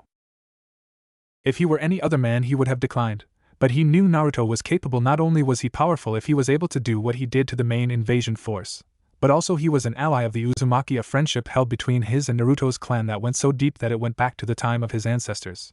If there was anyone he could trust with his daughter's safety, it was the blonde himself. Not only that, but with her out of the village, it decreases the chance of Konoha asking for her or any potential leak in the village getting out that she was in the village. With her traveling with Naruto, it both gives me a chance to root out any leaks in the village's defense system, and deal with Konoha as a whole. Was his thoughts. Not knowing this, his wife was thinking entirely different matters concerning this event. Had he known what her intentions were, he may have been a bit more hesitant to allow this.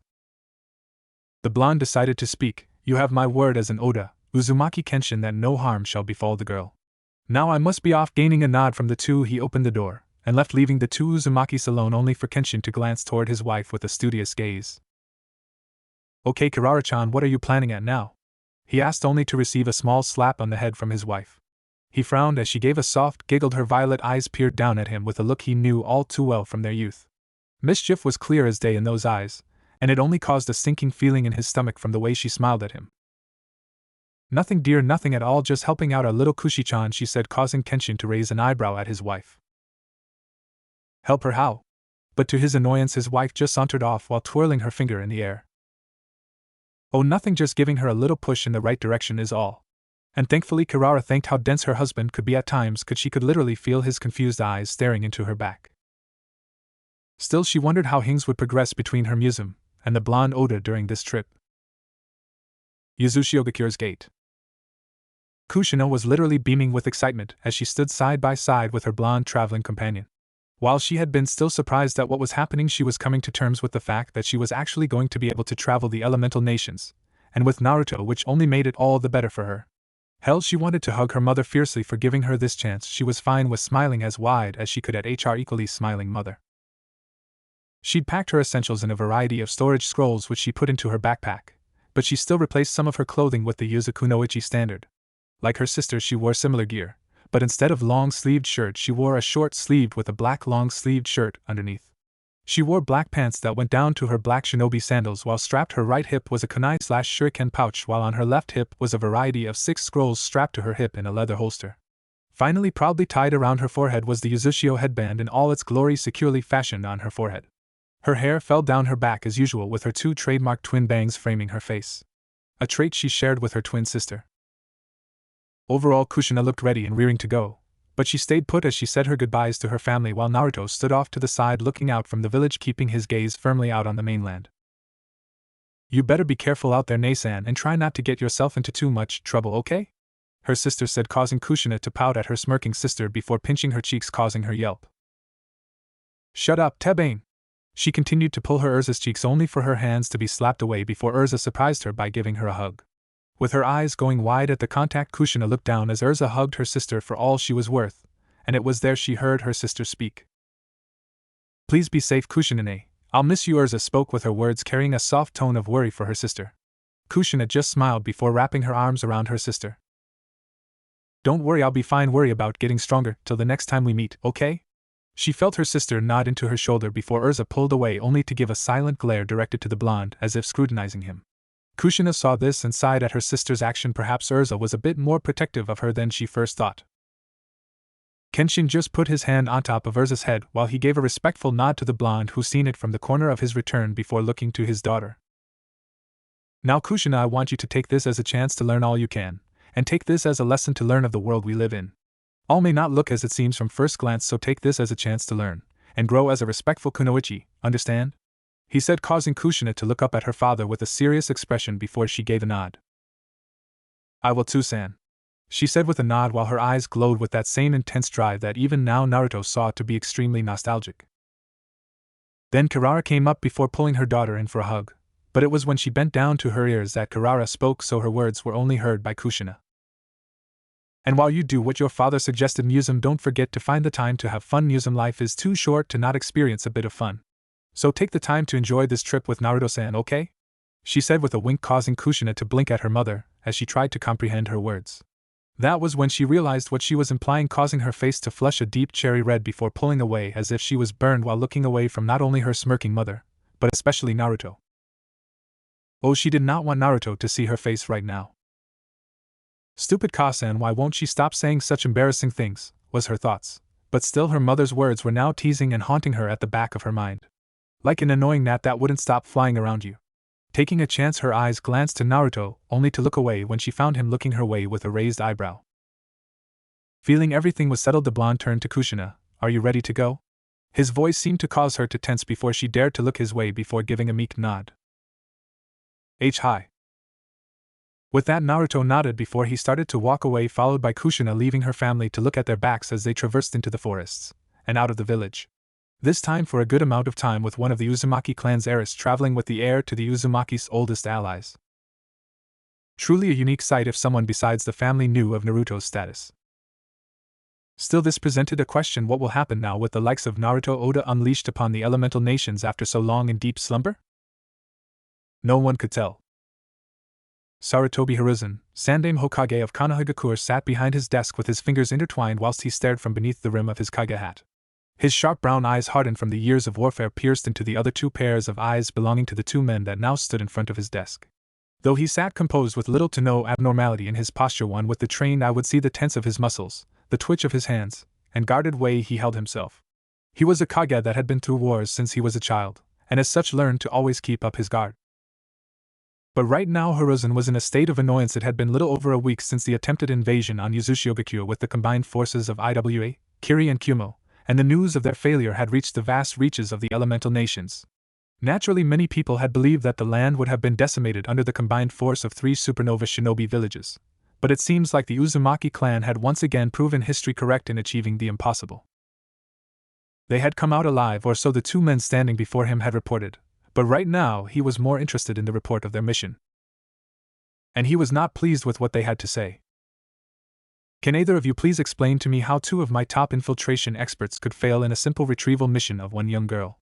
How could you 2, my own students, fail in retrieving Uzumaki Kushina amidst the attack on her home? He said, questioning the 2 men. His eyes went, the first one of whom wilted under his gaze. Still, he felt not sympathy for the 2. They had failed in a crucial mission that would have benefited Konohagakure immensely, but to hear they had failed was something he not expected nor wanted to even hear in the first place.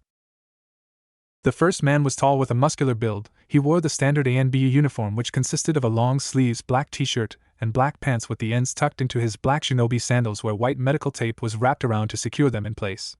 In addition was a gray chest guard with gray shoulder guards that covered the man's entire upper torso. He looked to be in his 20s with tan skin. He had long spiky white hair that fell to his mid-back.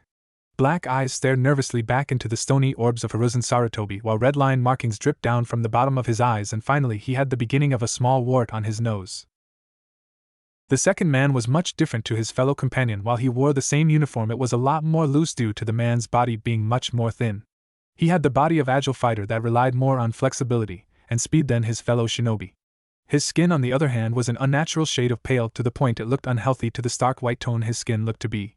He had long waist-length straight black hair, while his most unique feature was his eyes being amber with his pupils being slits stared back at Hiruzen in a bored fashion, hiding the small feeling of nervousness as he stared into the eyes of the man given the moniker as the Kami no Shinobi. The first man seemed to gather his bearings. Well, you see, me and Orochimaru were sneaking into the underwater system, but somehow we triggered something in the Fuinjutsu defense grid because an alarm went off, and then we were flushed back into the sea. By the time we awoke, we washed up on the shore of the mainland, and the battle for Uzushio ended, he said, making Hiruzen look at him for a few seconds before nodding. I see. Then he turned his attention to the other man named Orochimaru. And what about you, Orochimaru? What about your secondary objective with finding out any information regarding the Uzumaki clan or any unusual abnormalities in their defenses? He asked, only to raise an eyebrow when Orochimaru hesitated to answer that is until he seemed to straighten himself out, and told him bluntly. No, I could not, sensei, because of one glaring flaw when I sent out my snakes to infiltrate through the water and into the land when the whirlpools were disrupted by the Kiri forces. I didn't hear from them until I woke up, and come to find out I figured out why. When he received a raised eyebrow in response, he continued. All of Yuzu no Kuni was surrounded in what looked like a barrier of fire. It was only for an instant, sensei, but me and Jiraiya saw it. I can only theorize most of my snakes were incinerated by the flames by getting in contact with them, or just by being near them, he said, causing Hiruzen's eyes to widen exponentially. A giant barrier of fire? To surround the entire landmass of Yuzu no Kuni? No one, not even the likes of Katon masters such as Uchiha Madara himself, was capable of doing such a thing. Yet to hear this was a shock, and made him wonder as to what could have caused such an event to appear. I see, but you said most of them did any survive? Orochimaru nodded, not surprised his sensei caught on to that. That would be correct. One of the water snakes I sent out had relayed to me concerning the events with what happened to the main invasion force, and from what I was told it would seem the Uzumaki clan have more ties than we actually thought. Because from what was reported by my snake, one single man stood between the combined forces of Kiri, Iwa and Kumo and Uzushiogakure, he said, causing Hiruzen to frown in disbelief. No one man could stand alone against an entire army of that size unless perhaps it was his sensei Hashirama Senju or Uchiha Madara, but they were legendary and even considered monsters even amongst himself. Continue, he ordered. Yes, well, unfortunately my snake could not get a description of the man because it had to flee when he started his attack, and that was because the sea floor had been sliced in half, causing a mass rupture in the sea. That was why it had to flee, and that was all I could get, sensei, he said, while Hiruzen once again felt shock flood his system. The entire seafloor sliced in half? What kind of being could accomplish something like that? To destroy the seafloor was different, but to slice it down in half and cause a rupture in the sea was something else entirely. The only thing Hiruzen knew that could do something like that was the Sanbai, the three-tailed giant turtle, and the nine-tailed Kyubi no Kitsune, and even then neither of those two Bijou could actually cut through the sea floor like Orochimaru had just told him. If anything, it sounded as if a sword had cut through it. But that was just impossible. No mortal man could do such a thing. Still, he left his mind open to the possibility of it, no matter the sheer absurdity of it. I see, this is unexpected, he muttered before he glanced to see the white-haired man shift where he stood, and seeing the look on his face, Hiruzen waved his hand. You have something to say, Jiraiya? He said, noticing the way the man seemed to shift in his posture. Decades of training had taught him to read people's movements, and by just looking at his student he could tell the man wanted to speak his mind. Jiraiya just nodded before he spoke in a low tone of voice. Was this right, sensei? I mean to do this to the Uzumaki clan. Didn't Tsunade's clan have a long-standing alliance with them? Why break it now? Was it even a good idea to betray them like this, sensei? He asked his doubt for what his sensei was doing. Though he had been called the dobe of his class and generation, he had known about the alliance the Senju clan held with the Uzumaki clan, and it's lasted for nearly a century. Hiruzen sighed, and glad he'd whisked his guards out of the room before he spoke. This was after all a classified mission that wouldn't be recorded in either of his students' records. Leaning back, Hiruzen fished out his pipe before dipping some tobacco inside before lighting it with a small katon jutsu. Inhaling the sweet smoke, he exhaled before looking towards Jiraiya. Jiraiya, we're in a world of war where the strongest survive, and the weak perish no matter how much we choose to deny, hate, or despise it. That is the number one law by which we all humans follow. It's a basic concept built in every human to help us learn to survive and adapt to our surroundings. We are at our very core animals that must follow our instincts to survive, and that is what I am doing for Konoha to survive this land of bloodshed.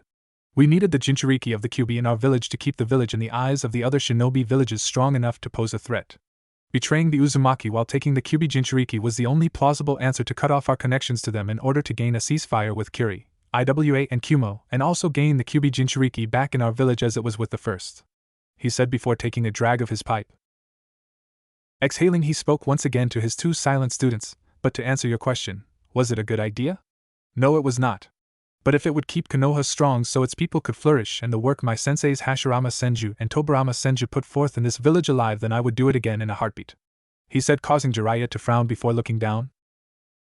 Orochimaru, on the other hand, gave a little scoff, causing him to catch Hiruzen's eye. "Is there something you wish to say as well, Orochimaru?" The man in question just gave his sensei a bored stare that danced with a small manner of crude amusement. "Yes, actually, it would seem there is a flaw in your words, because the Uzumaki have today proven they are not weak if they could do this amount of damage, and even survive for that matter. Then they are truly a force to be reckoned with. They have also proven to have deeper ties to foreign alliances that we know nothing about in regards to this mysterious man on the battlefield whom seemed to have defended Yuzu no Kuni," he said, causing Hiruzen to frown at the truth in Orochimaru's words. "True, I didn't honestly expect them to survive, let alone someone unrelated to Konoha aid the Uzumaki clan, seeing as they are indeed well feared for their power in the field of Fuinjutsu.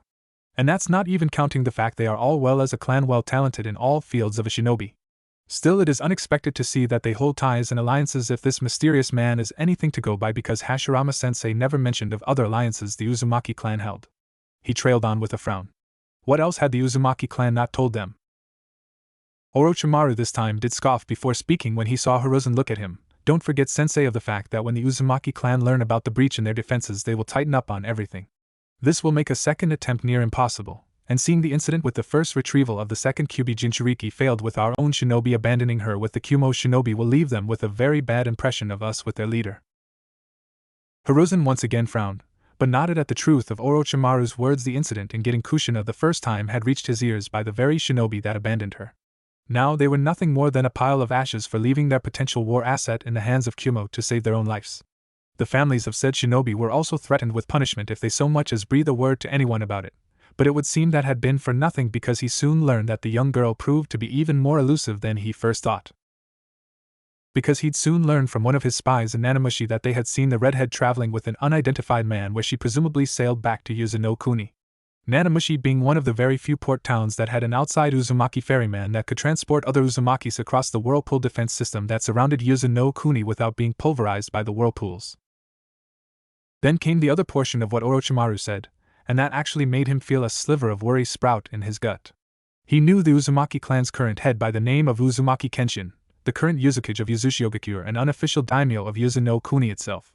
He'd met the man merely once, but that had been enough for Hiruzen to learn that the man took protecting his clan, and especially that of his family above all else. He knew of his reputation, and quite frankly he wouldn't want to face him in battle unless absolutely needed, because he knew of what that man could do with the slightest touch of his hand. Still, it left to question what Kenshin would do, even he with his other moniker, as the professor couldn't think up a true response from Kenshin regarding to what happened in Yuzu no Kuni. There were so many variables Hiruzen wouldn't be able to think up a plausible response Kenshin could make when the one he would actually make came at his very doorstep. He was a shrewd man, and one that even the Naras wouldn't want to face in a battle of wits. "We will just have to wait and see how this plays out," he said, only for Jiraiya to speak after his short bout of silence. "And what about Tsunade? What will we do about her? Right now she's in mourning over the passing of Mito-sama, and should she hear about this I fear she may react badly," he said, where Orochimaru in a rare moment agreed with his friend with a nod of his head. "I have to agree, sensei. With the recent passing of Mito-sama, Tsunade's mental state is not in the best of conditions, and should she learn of what we did to her last living relatives she may act in a manner that may be treacherous to Konoha," he said, causing Hiruzen to frown, but he nodded nonetheless. Uzumaki Mito's passing had been a shock to all, but himself the woman had grown old, and to an age beyond what any other mortal could live up to, especially those that took up the lifespan of shinobi or kunoichi. However, Mito was not only the wife of his sensei Hashirama Senju, but she had also been a very fearsome and terrifying kunoichi in her day, and her talent in Fuinjutsu was bar none. No one could argue the fact the woman was the only true Fuinjutsu master, surpassed by none even amongst those of her own clan. She was the inspiration to generations of kunoichi from past to present, especially to Tsunade, her own granddaughter. That would explain why her death had hit his students so hard. The fact she had already lost her little brother Nawaki in an explosive trap during an IWA incursion not too long ago didn't help matters at all. So it was prudent to keep aware of the fact that right now Tsunade was not in the right mental stability befitting a loyal kunoichi of Konoha, especially with her pedigree as the last living senju, to learn of what he did to try and benefit Konoha as a whole. Even if that had failed in the end, it was still prudent she not learn of what he did. Your worry for your teammate is well placed, but do not worry. Tsunade shall not know about this until she has recovered to a stable mental level so that she can understand the action I took was for Konoha to stay afloat. Now I have much work to go over, so you two are dismissed," he said, waving his hand. Satisfied with his answer, the two nodded. "Hi, sensei," and the two vanished in a plume of smoke. With them gone, Hiruzen sighed. He took another drag of his pipe. "You can come out now," he said, whilst he turned his gaze to his left to see the corner of his office where the light was presented in the least, allowing the shadows to close in on that corner. It was there a figure melded out from the shadows until the figure was fully visible before Hiruzen's gaze. Who it was brought a relieved expression to Hiruzen's face. It was a figure cloaked in a full-body black trench coat that covered their body from head to toe with a hood that shadowed their head, while a white plain porcelain mask similar to his ANBU wore, but it bore not striking markings. However, that is what put this person out from the rest of his other ANBU. It was when the figure took a few steps out from the wall until he was standing in front of his desk, then he kneeled down before his Hokage. Looking down at the black-clothed ANBU, Hiruzen exhaled some smoke before placing his pipe away, then turning his gaze to the ANBU he intertwined his hands while his brown eyes gained a cold stony edge. "Report, Obake." The now named Obake nodded before he stood up so that he was looking directly at Hiruzen. "I was able to uncover the information you wanted regarding the situation in IWA, Kumo and Kiri, and it would seem both the Nidame Tsuchikage Mu and Sandame Reikage Z are both in critical condition, while the Nidame Mizukage Mita Hozuki is still in a state of recovery, but his physical wounds are far less than Mu or Z, but his mental wounds are far worse. I have come to find out that both Mu and Z were to lead the main attack on Yuzu no Kuni, while Mita was to take a group of his most elite Kiri shinobi through the Uzumaki waterways. However, from the reports, Mita was confronted by Kenshin and the entire force of the Uzumaki's finest shinobi, while Mu, Z and the main invasion force were blocked from entering Yuzu no Kuni by both a giant barrier of fire surrounding the isle, but also with just one man standing between them.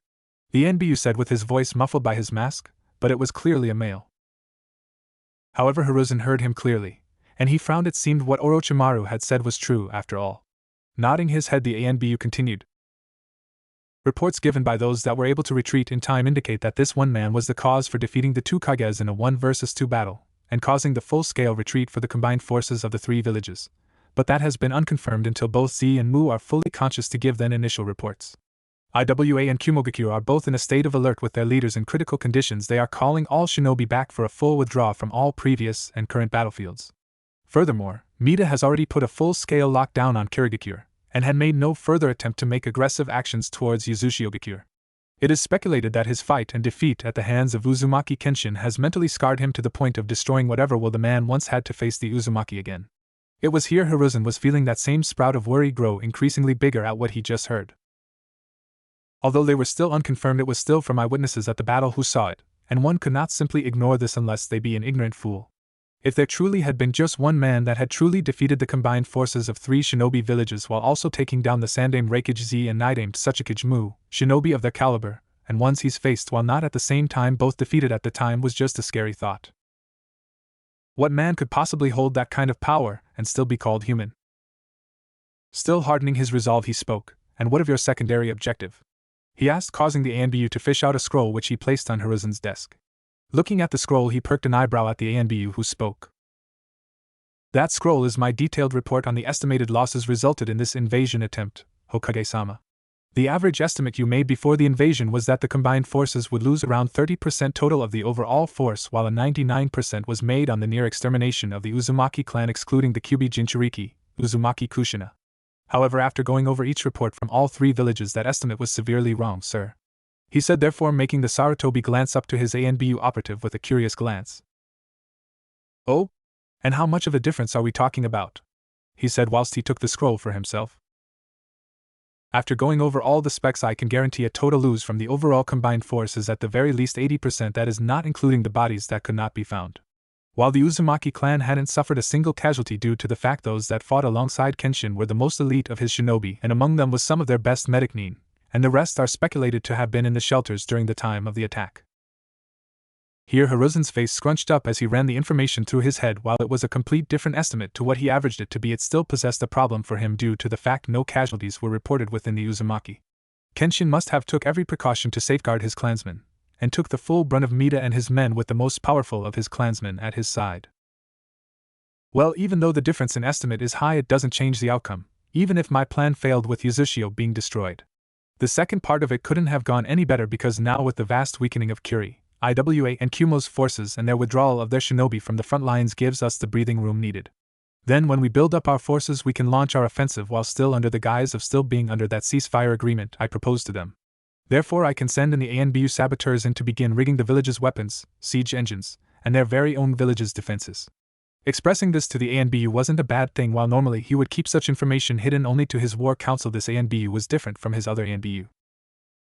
Looking at the silent ANBU, Hiruzen cracked a smile. Well, it seems your mission is a success. Once again you astound me with your abilities as my top infiltration expert.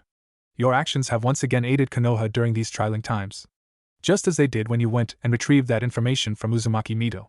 He said with a grim smile as he stared down at the cloaked ANBU who remained stationary during his words. That was still a mystery as to how this one ANBU was able to get such classified information from the woman who'd lived far longer than any of them ever had.